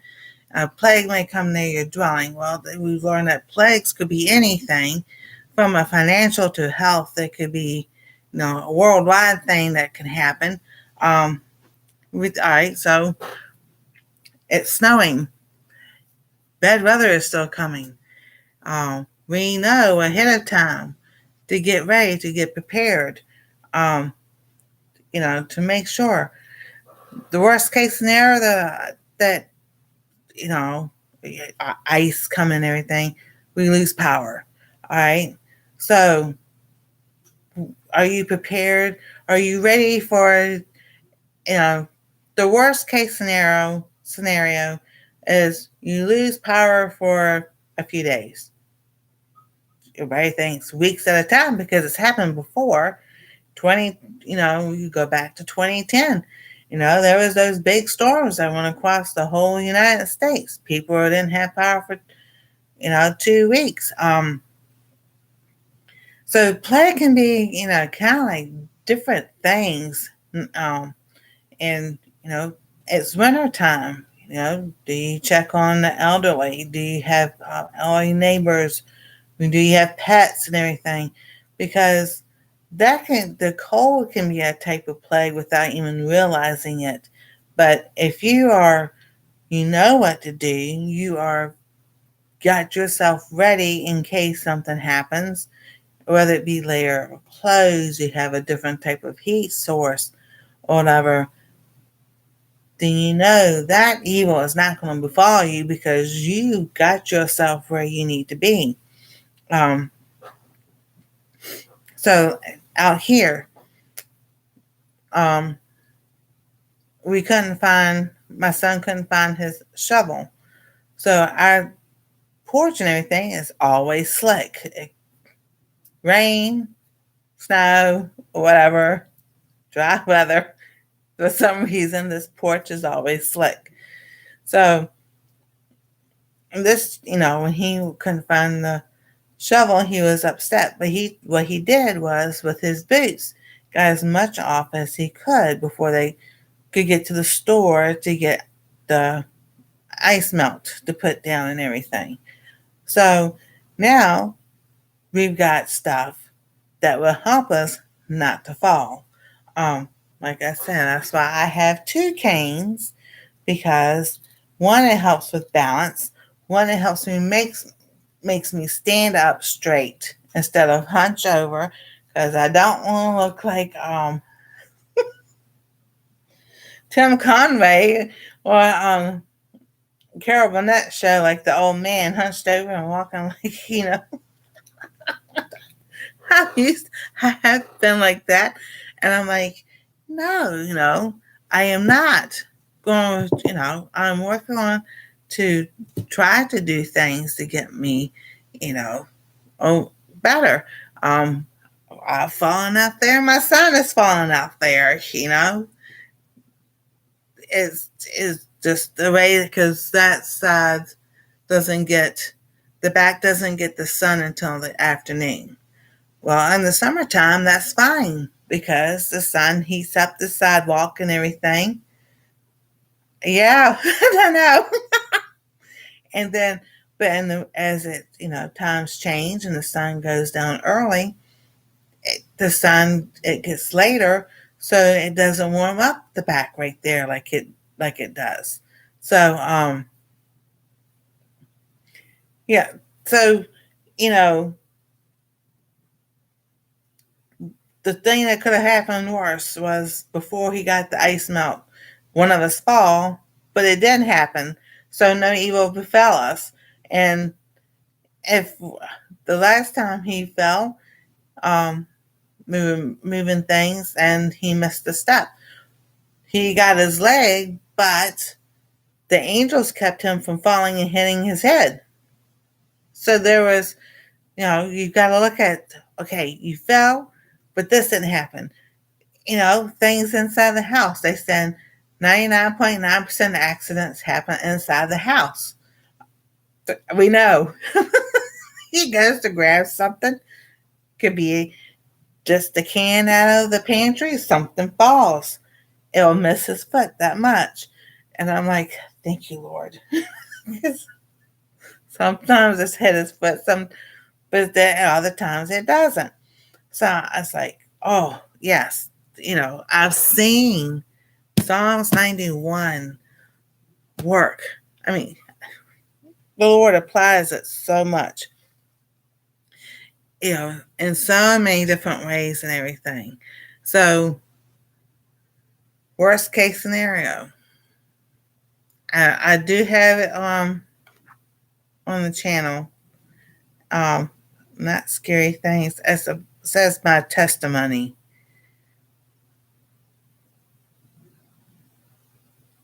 Let's see here. Because I was playing. All right. Let me see if I can find it. I'm gonna tell y'all. I'm gonna tell y'all anyway. I want to make sure. Miraculous survival. My testimony is what it's called. Miraculous survival. My testimony of God's protection. That's the video. So what happened was, back in 2007, 2006, 2007, I was a bail bondsman. That's a lot of things people don't know. So now you know. And and I was just looking for somebody who was make a payment or whatever. And we were just trying to find him and everything. We couldn't find him, so we decided to take a break uh, and go up to Wawa's. If y'all on the East Coast, y'all know what Wawa's is. That's just like a Sheetz or um, not as big as a Buc-ee's, but you know it's pretty big. So we went up to the one, and I had my grandfather's revolver just for show because he had ordered me a weapon, and it was in an inside pocket holder in my jeans. Went to the bathroom and everything, and so pull my pants up, and the gun starts to fall. And yes, I said the word. It's whatever. All right, so and I went to grab it, and I missed it. So anybody knows what a revolver looks like. All right, so we do it like this. Yes. I'm just trying to figure out. So anyway, it fell. It hit the floor like this. And when it did, it bounced and went over. So the barrel was curved right here where it hit the floor. But when it fired, it backfired. So it went out this way. But when it did, I jumped up, trying trying to get on the toilet, but I did move my leg. But I did cover my hands and everything because I didn't want to, cover my head was my whole thinking and everything. Well, when that happened, if you ever had someone come up behind you and hit you in the behind of your knee, joking around or whatever, you're that's one way people are taught to take someone down anyway, is to hit them in the back of the knee. So that's what it felt like. And I'm just like, oh no, this just did not happen. I knew right then and there what happened. I looked down, and yes, there's blood going down on my white tennis shoes. I'm like, wonderful. And so I opened the door, and my sons were right there, and they were like, "Are you okay?" And they looked. They go, "You're not okay." So, and the one of the girls that worked there, she had watched over there. She goes, "It's gonna be okay. It's gonna be okay." I know. Not first aid. She took a class. She told me what it was and everything. I didn't have time to tell her that I was an EMT. I already knew what was going on. So, just so happened to be that was right beside a fire station. And I told her, I said, well, you need to call 911 because I told her what happened, and I know where the bullet is. I knew where everything was. The police got there before the fire department got there. That was funny. The police officer got there before the fire department, which was right beside the gas station. So he goes, where's the weapon? And I said, I have it because I wanted to make sure nobody else got it and everything because I knew what was going to go on. And so I, transferred to him. He goes, where's the bullet? I said, it's underneath the sink. He goes, what? I'm like, yeah. I said, yeah, I don't understand this either. So he went over there, he picked it up, and the thing was still intact. It was still intact. He goes, oh my goodness. He goes, do you know? He was trying to talk to me and everything. And I was like, and I looked at the girl. I'm like, I got to sit down. I'm going to pass out. So he was doing what he needed to do. I told him what happened. And I remember the fire department coming in. That was it. They were trying to talk to me. That was it. I woke up in the back of the rescue squad, in the back of the ambulance. And the only reason I woke up was because he did those smelly salt stuff. Those things are awful. He used to do it to each other all the time at the rescue squad and everything. When it's done to you, we laugh when we have to do it to somebody else. When it's done to you, it's not so funny. But it is funny. So he woke up. He's looking down at me. He goes, hey, I know you. I was like, yeah, I know you too. And so we talked about that and everything. He goes, I hate to do this because it looks like you just got these pairs of jeans. I said, I don't care if you cut them. Go ahead and do what you have to do. He goes, well, we know where the exit wound is. We just got to find the entrance. I'm like, okay. So, all right. So here's my leg. Here's my knee. The best way to do this. They went behind my knee and it came out in front of my leg. So it was at an angle like that. Um, and those who are in the military know exactly what I'm talking about. A lot of people, if you know weapons and everything, a full metal jacket is where the pin is covered. So, you see the whole, this like a top on it. So I had just switched from those to, oh, goodness gracious, other type of ones. Oh my goodness.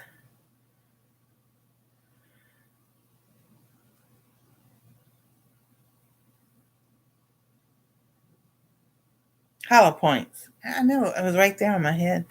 So that's where you can see the pin. And he goes,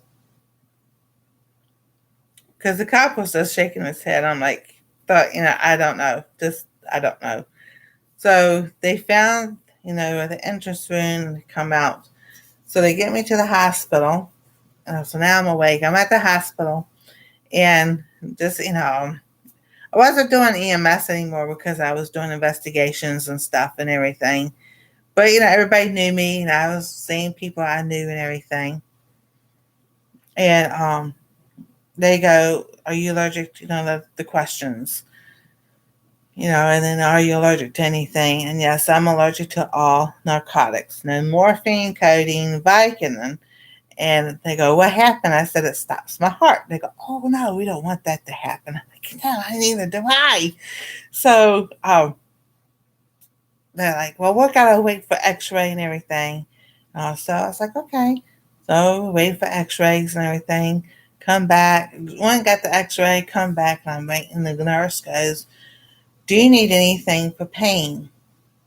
And I'm like, well, yeah, because I wouldn't move my leg because I didn't know for sure if something was going on. And so she goes, well, what can't? I said, well, no, I can't have morphine, Vicodin, or codeine. I said, I've had Percocet before. I did all right. Not connecting the two, that Percocet is no narcotic also. So she goes, okay. So she went and got me two of them. Well, in the meantime, while we waiting and everything, the guy that was with my sons and everything, I was so hungry. I was like, oh my goodness. So they went and got us Burger King and everything, bought it back. So I was like, I want the biggest Whopper, the fries and everything. So I'm sitting there eating fries. So took a bite of the Whopper and everything. She comes back with um, the Percocet. I'm like, okay. And my son is with me. He goes, are you sure? I'm like, I've had them before, and it didn't do anything. So I go, all right. So I took both of them and everything. And I'm telling you, it did not take as soon as maybe they even got in my mouth. In my mouth and swallowed it that fast. And I'm like, I don't feel good. I'm going to get sick. I knew. I was like, oh my goodness, I'm going to throw up everything I just ate. And I was like, I'm not feeling good. I think I'm going to pass out. And that was the last thing I said. I remember sitting in that bed, looking at my son, the guy that was with us, and looking at the food. And I'm like, I'm going to pass out. And that was it. Um, Now, my son I live with now, I mean, he stayed with me. He goes, I'm not leaving. And this is one of the biggest reasons why. But sit there, and later on told me this. He goes, I watched your monitor go from 70 to 50 to 40 to 20 to flatline. I'm like, no, I didn't. He goes, yes. And they told me after my mom he died. I'm like, no, I didn't. No, I didn't. And so he goes, your face went from fire engine red, redder than that, to nothing. There was no color, no nothing. There was nothing. And he said he ran, and of course, the monitors were going off, but he was banging on that window to get them in there faster. So while all that's going on, here I am, and to me, I was dreaming. But now I know it was not a dream. This is how Psalms 91 God works. We were I was helping the FBI with some um, bounty hunters who had fake ID badges of different departments and different agencies. And that was where I was in. All right, so me and this FBI agent are in this field. We're chasing these two guys and everything. And the only light that we have is the light from the helicopter that's helping us see our way through this field. So this is why I felt like I was dreaming. So was standing there and we're in this field and we get up to the tree line. Well, it's a forest, as dark as dark can be. You can't see.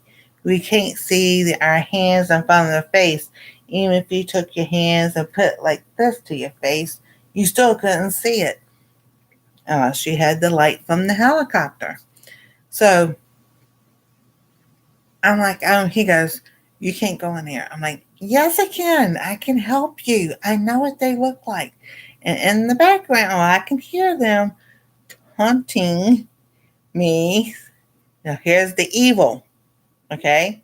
Here's the evil. Ha, ha, ha. You can't come in here. You too chicken. Over and over and over again.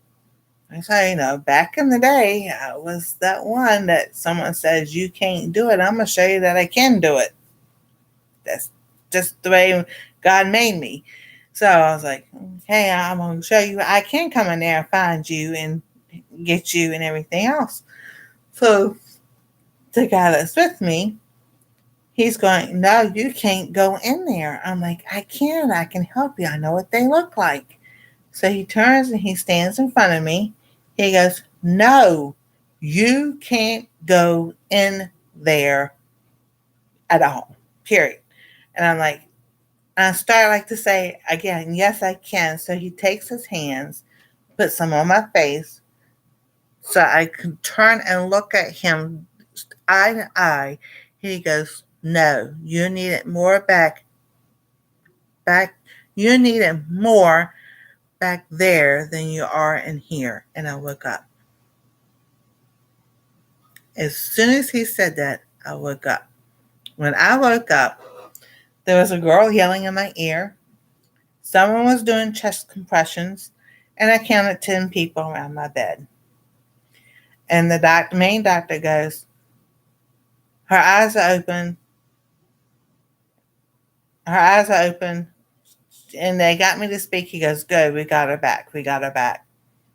And so they got me up, sitting up and everything and talking and everything. And so I asked her, I said, what happened? She goes, you passed out. I said, don't lie to me.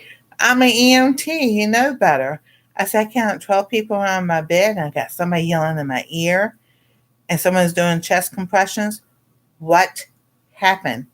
She goes, I can't tell you what happened, but the doctor has to tell you. I'm like, okay. So in the meantime, they said that they were going to admit me to the hospital for 24 hours because they wanted to monitor my heart to see what was going on. I'm like, okay, that's fine. So, the whole time this is going on, I had no idea that the guy that was with us and my sons and it had called people, called family and friends, and told them I had died. Because they did. That's what they knew. They knew I had died and everything. And so they wanted everybody to be prepared in case something happened. And so when I was able to, they let them come back and everything. And said, they would kept telling me, you died. I'm like, no, I didn't. Because when I would wake up, as I was wake up, I was thinking, why are you waking me up out of this dream? I want to see how it ends. But it wasn't a dream. It was the evil trying to pull me out of this life. And I was like, and I'm telling you, that was either an angel, if it was Michael, or if it was Jesus himself telling me, no, I need you more back there than I do in here.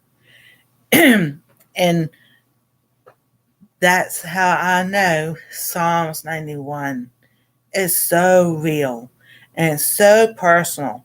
And so when the boys and them came back, and they were telling me, they go, Mom, you died. No, I'm like, no, I didn't. So we were talking everything, and my oldest son goes, did you see a white light? Because, people who talk about when they have a death experience, they see this white light coming to them, and they go to this garden or whatever. I said, yeah, I saw a white light from a helicopter. I said, nothing like anybody else has ever had a death experience or whatever. I was like, no, it's the white light from the helicopter.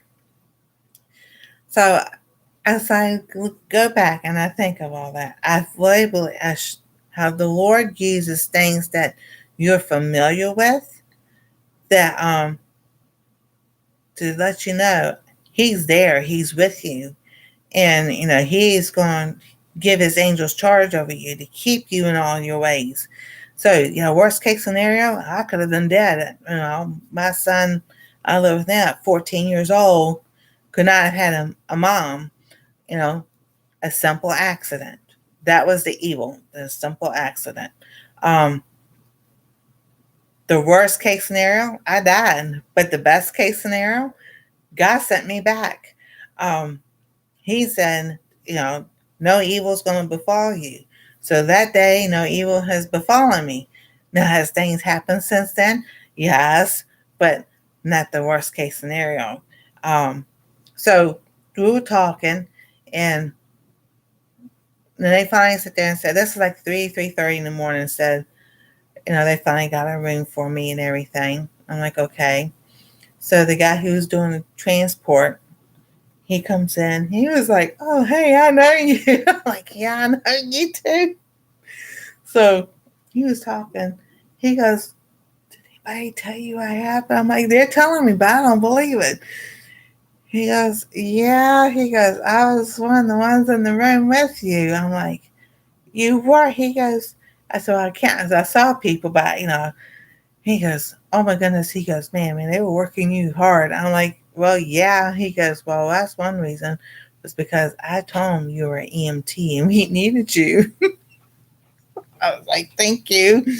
So he goes, did anybody show you the strip or anything? He goes, I said, no. He goes, just wait. So we got into the elevator. He showed me a minute and a half. I was like, there's no way I was gone that long. He goes, yeah, you were.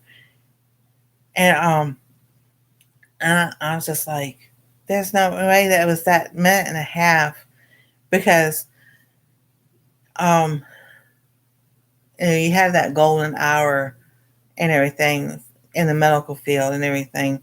But sometimes, in that minute, and those things can happen.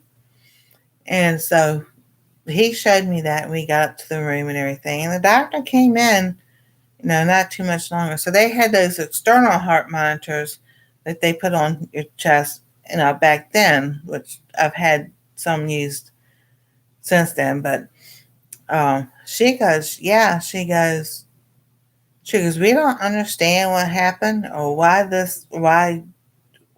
your heart is doing this or whatever. She goes, but I'm gonna tell you right now. She goes, for the rest of your life, she goes, no narcotics whatsoever, medical or medicinal. She goes, it doesn't matter what it is. She goes, your heart will not handle it. I said, yes, ma'am. I said, that's what I need to know.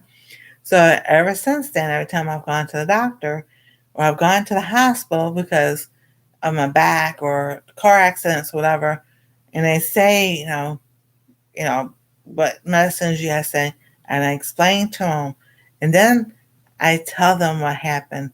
So, did evil befall me? Yeah, it tried to. Did it?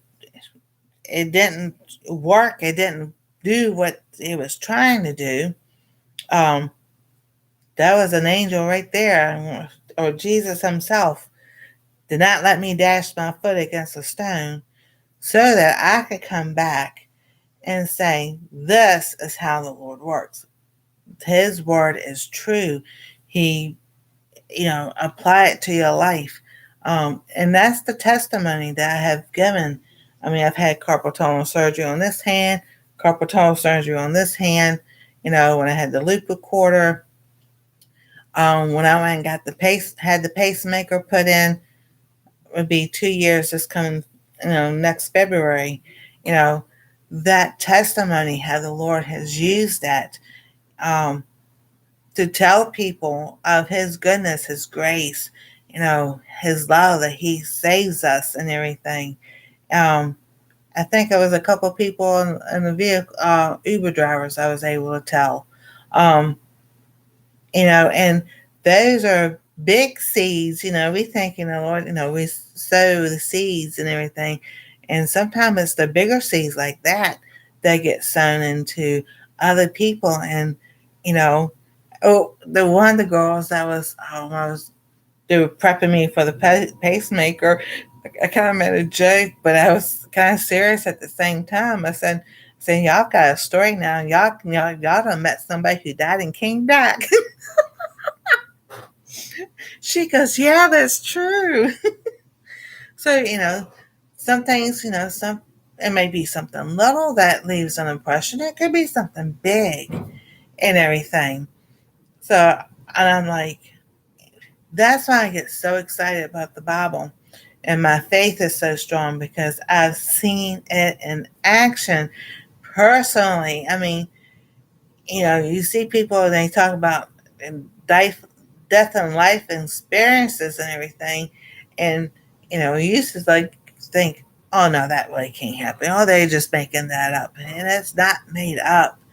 Um, I'm telling you, I don't know, that didn't look like hell. It didn't look like anything. It just looked like a deep, dark depth.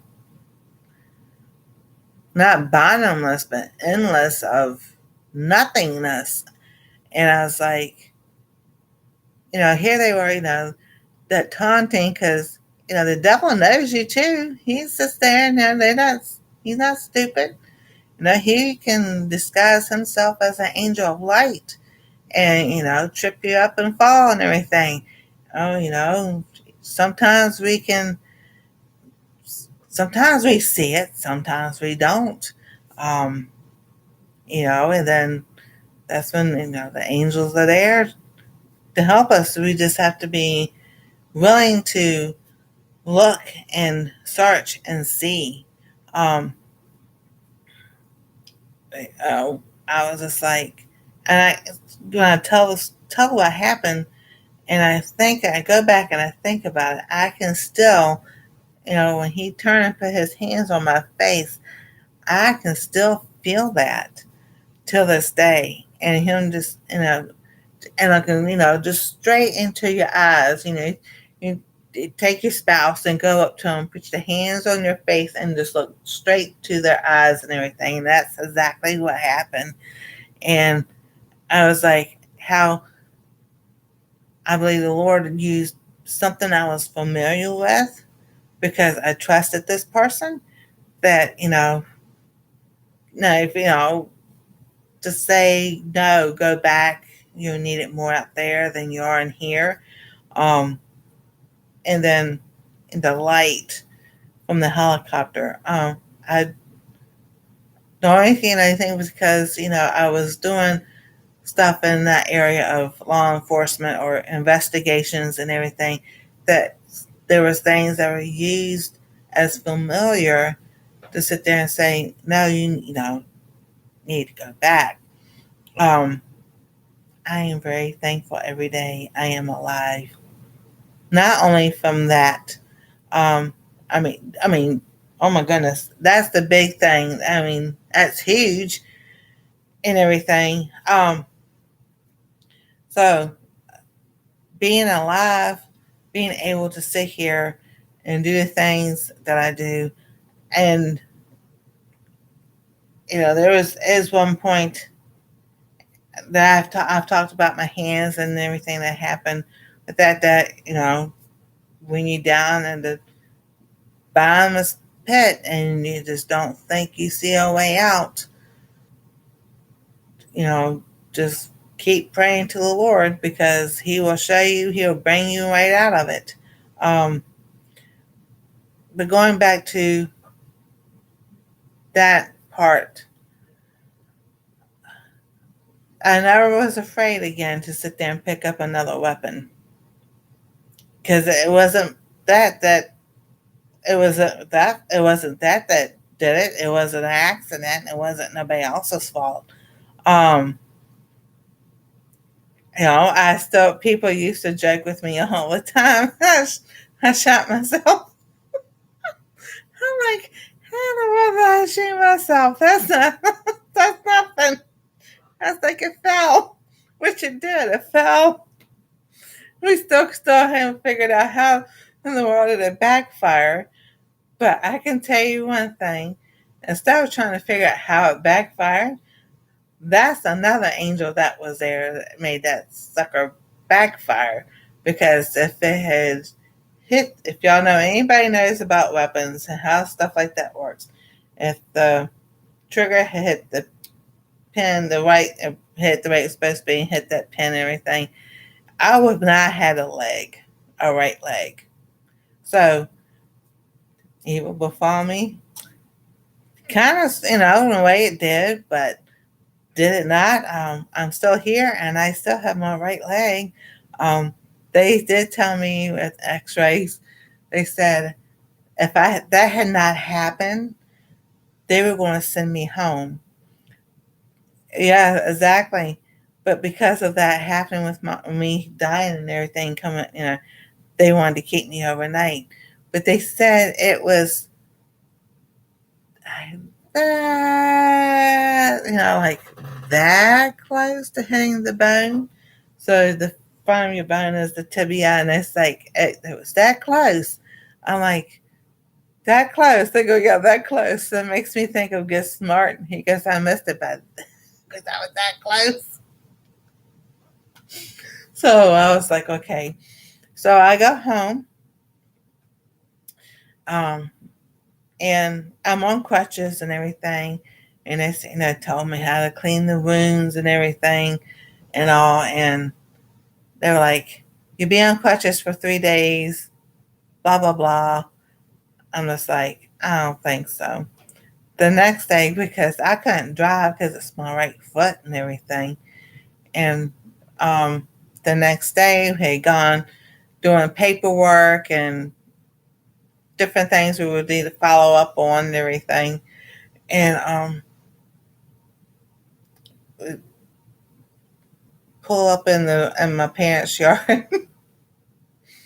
I get out and I take those crutches and I walk to the fence and I threw those suckers in the backyard. And the guy goes, Nancy. I'm like, what? He goes, what are you doing? I said, I am tired of these things. I am walking. And I did. I did. 24 hours was the only time I used those crutches. They were a hindrance to me. I was not going to do it. And I know from experience that if I didn't move my leg or walk or whatever, the muscles were froze up and everything, and I would have to go to physical therapy and all that rigmarole. And I was like, I'm not doing that. I'm going to do, and it healed up fine. It healed up. There's a scar now on the back of right behind my knee, on my right knee. On the back, there's a curved scar where the part of the bullet was curved. So there's a curved scar, and then in the front there's, just an indent where you can see there was a hole like that. And I was just like, I looked, I'm like, okay, that ain't too bad. Everybody just looks at me and it's like, it could have been a whole lot worse. At least it's only like that. Maybe the size of a nickel. Yeah, it's not the size of a quarter. But I'm just like, it could have been a whole lot worse. I mean, I could have had to have a prosthetic leg and everything. I said, I still got my original parts.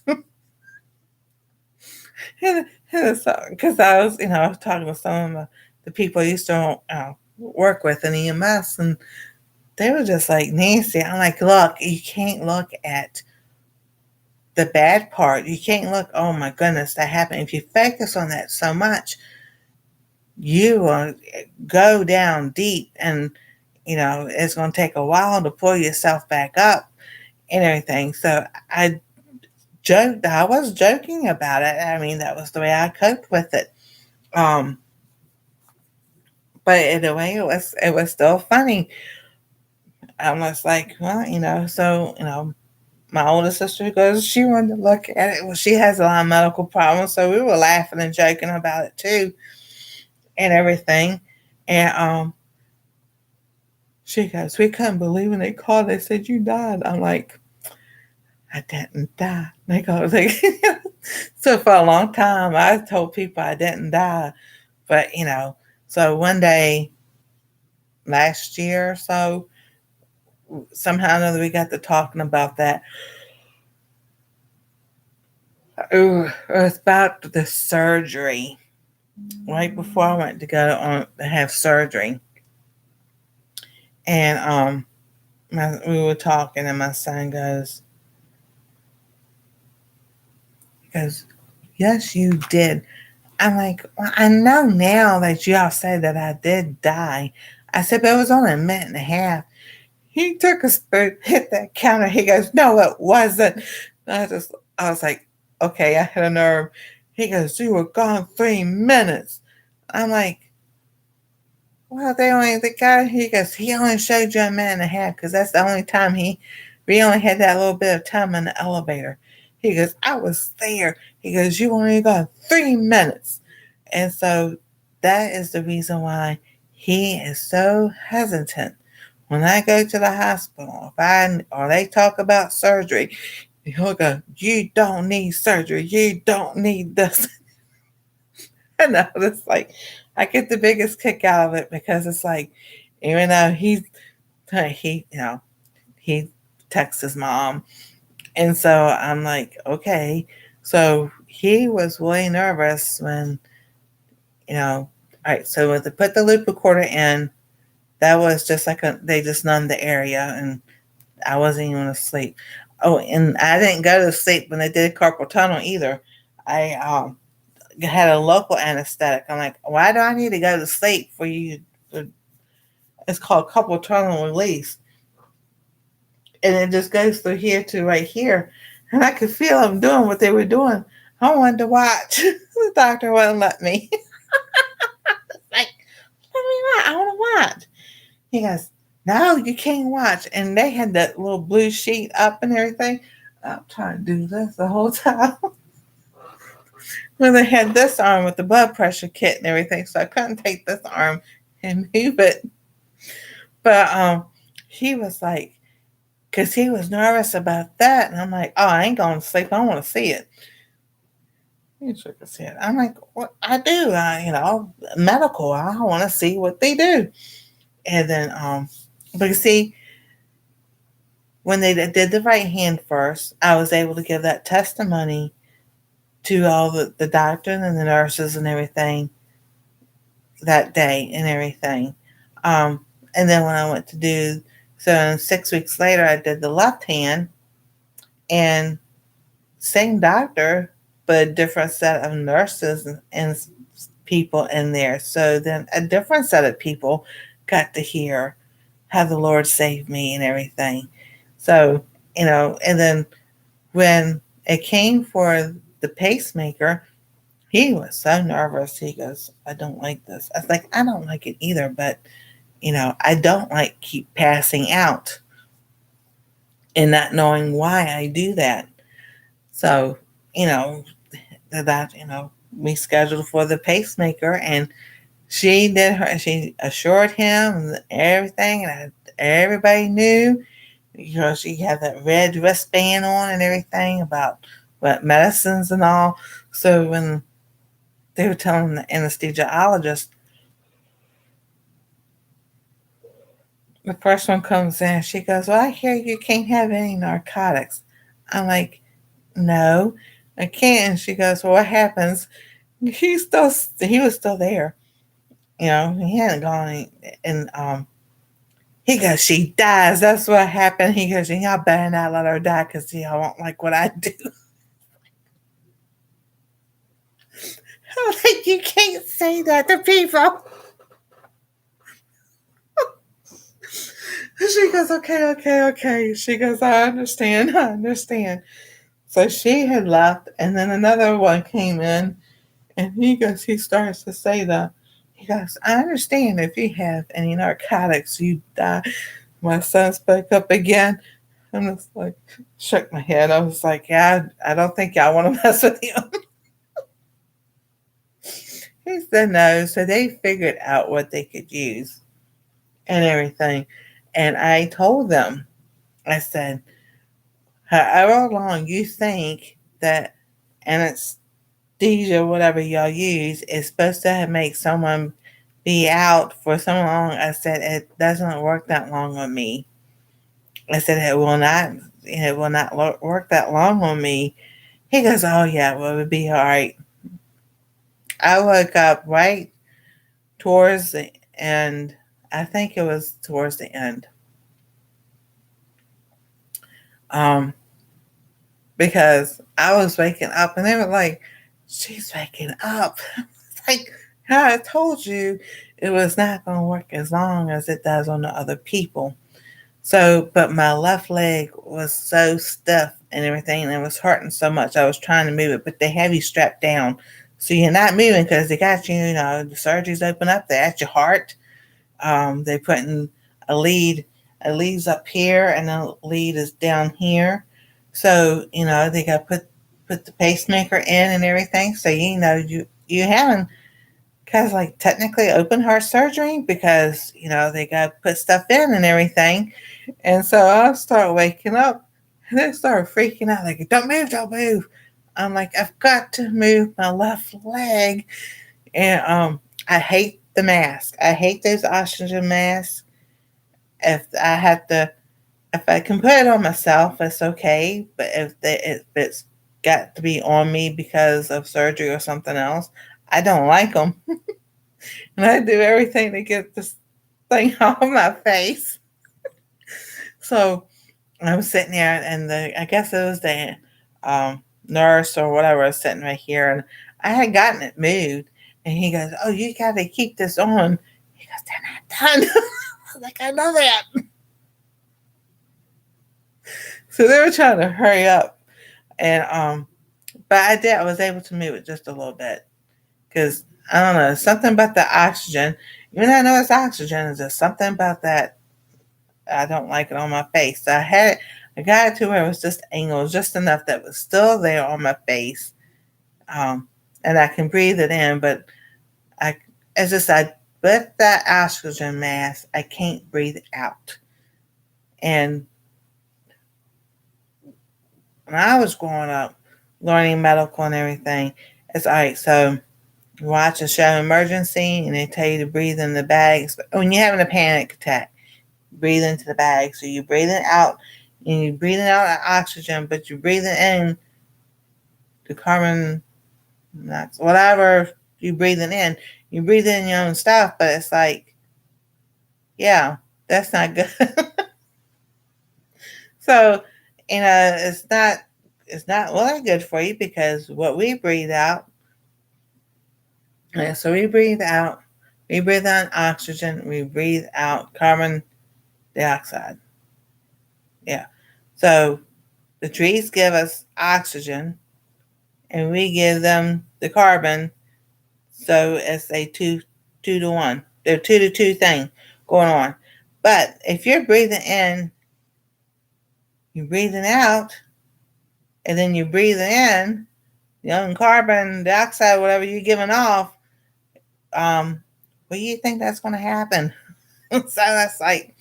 So that's one reason I don't like when I have the oxygen mask like that, because I'm breathing out, breathing back in when I just breathe out. And I'm like, y'all don't make sense whatsoever at all. But, they hurried up and they finished what they were doing. And I felt them sewing me up because I was like, oh, that just kind of wore off and everything. That's like when I had 2 births, I had 2 C-sections, and each one I was like, you just forget it. Yeah, I know what's going to happen. But them doing all that sewing up, and I was just like, well. So when when I was laying there, and they're like, we're almost done. We're just sewing you up. I'm like, yeah, I know, I can feel it. What? I was like, don't even try any more numbing stuff or whatever, because it's not going to work. I'm telling you, I know how my body works. Listen to me. So, when you go to the doctor and tell them, you know how your body works. But that's how I've seen Psalms 91 in action. How the Lord has protected me and my family, not only through car accidents, through the accident, through domestic violence. That'll be a story next week. And just everyday things in life. Like I said earlier, I could get up, and now because I've been sitting so long, I need help to get up out of this chair. Let's see. I might do it, and it might not. I'll do it a little bit because I've been sitting too long. But my hip goes down, and then I'm like, okay, Lord, especially when I get out of the bed in the morning, because I've been, lay there all night. I turn around to get up, and it's like, okay, Lord, it's you and me today. Let's get this body moving. And one thing I just realized, I did not take my mullein today. So I was like, why am I aching? It's just the weather. Like, oh no, I forgot to take the mullein. And also, yeah, life, like Forrest Frank says, life gives you lemon, but Jesus making lemonade every single day.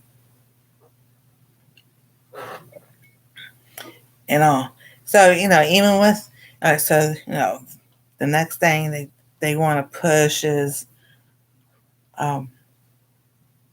hip replacement. I'm like, no, you're not. Because the same doctor that wants to do the hip replacement, they gave me the cortisone shot. They end up with 3 blood clots, one behind my knee, one in my calf, and one in the front of my leg. And I'm like, no, you're not touching me. No, not ever. So when we sit there, we think sometimes, You know, okay, so that was after the pacemaker or before the pacemaker. I'm trying to think. That was after the pacemaker.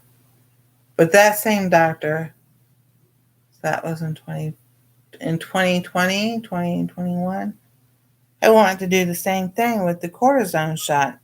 And I had canceled. I was like, I'm not getting one of those. I know better. And for some reason or another, how he talked me into getting one. And my doctor, I was just like, never again. And he, and every once in a while, it's sore right there where he put that shot. But I also know that my hip, and we've talked about this on other lives, I honestly believe that this left hip is just a hair, a fraction out of joint. And I am probably after the first of the year because this girl is not going to walk out there on the ice and the snow. I've had too many slip and falls on those, on that. But I'm gonna try and go to a chiropractor to get them to do a different X-ray or whatever and see what's going on. But that's how, like with those blood clots and everything, I knew, yes, I delayed going to the hospital a couple of days and I shouldn't have. But it got better on Sunday into Monday. And then that Tuesday, it was end of August. So it was not this year, last year. Um, oh, it came back with a vengeance. And I was just like, oh no. So it was a Wednesday. I told my son, you gotta just take me up there and drop me off. You don't even have to stay. The hospital's 5 blocks from us. I said, I already know what it is. Just take me up there and drop me off. And sure enough, the girl where they did the ultrasound, she goes, oh, you were right. There's one. I said, yeah, there's probably more. They found, she goes, how in the world did you know? She goes, never mind. I'm like, yeah, it's my body. I know. So, yeah, of course, I took the medicine for 3 months and, you know, there was no more. I think that's that word called plague that tried to come into my body. And I kept saying, plague shall befall, no plague shall come nigh thy dwelling. I'm telling you, every single day I got up every time I went to bed. I kept saying that. I said, these things are going away. These clots are going away. These clots are going away. Sometimes it just takes time as you sit there and talk to that mountain. As you know, I heard one person say, that mountain looks big. And but when you start talking to that mountain, good night, Misha. You have a good night. Yeah, I'm probably in here in a little bit. Um, but you know, as you talk to it, as you start realizing it gets smaller and smaller and everything. So, but yeah, I was like, never again. I am not getting no more cortisone shots, no more cortisone cream, or nothing. You know, because God's keeping me in the ways. The wisdom is part of keeping you in those ways. So, but yes, it is almost 1:30. Yeah, that's 1:28 here and everything. So, and then, next week we'll go through verses 13, 14, 15, and 16. We'll end up the chapter. And then I'll sit there and as we end the chapter and everything, I'll read the whole chapter as as you can apply it to yourself. And so I'll put my name in where the these and the hows and everything, explain how to do all that and everything. So I appreciate y'all being here and everything. I've really enjoyed. I mean, that's a story that's I will ever forever tell everybody. over and over and over again how, the Lord kept me safe, you know, through so many things.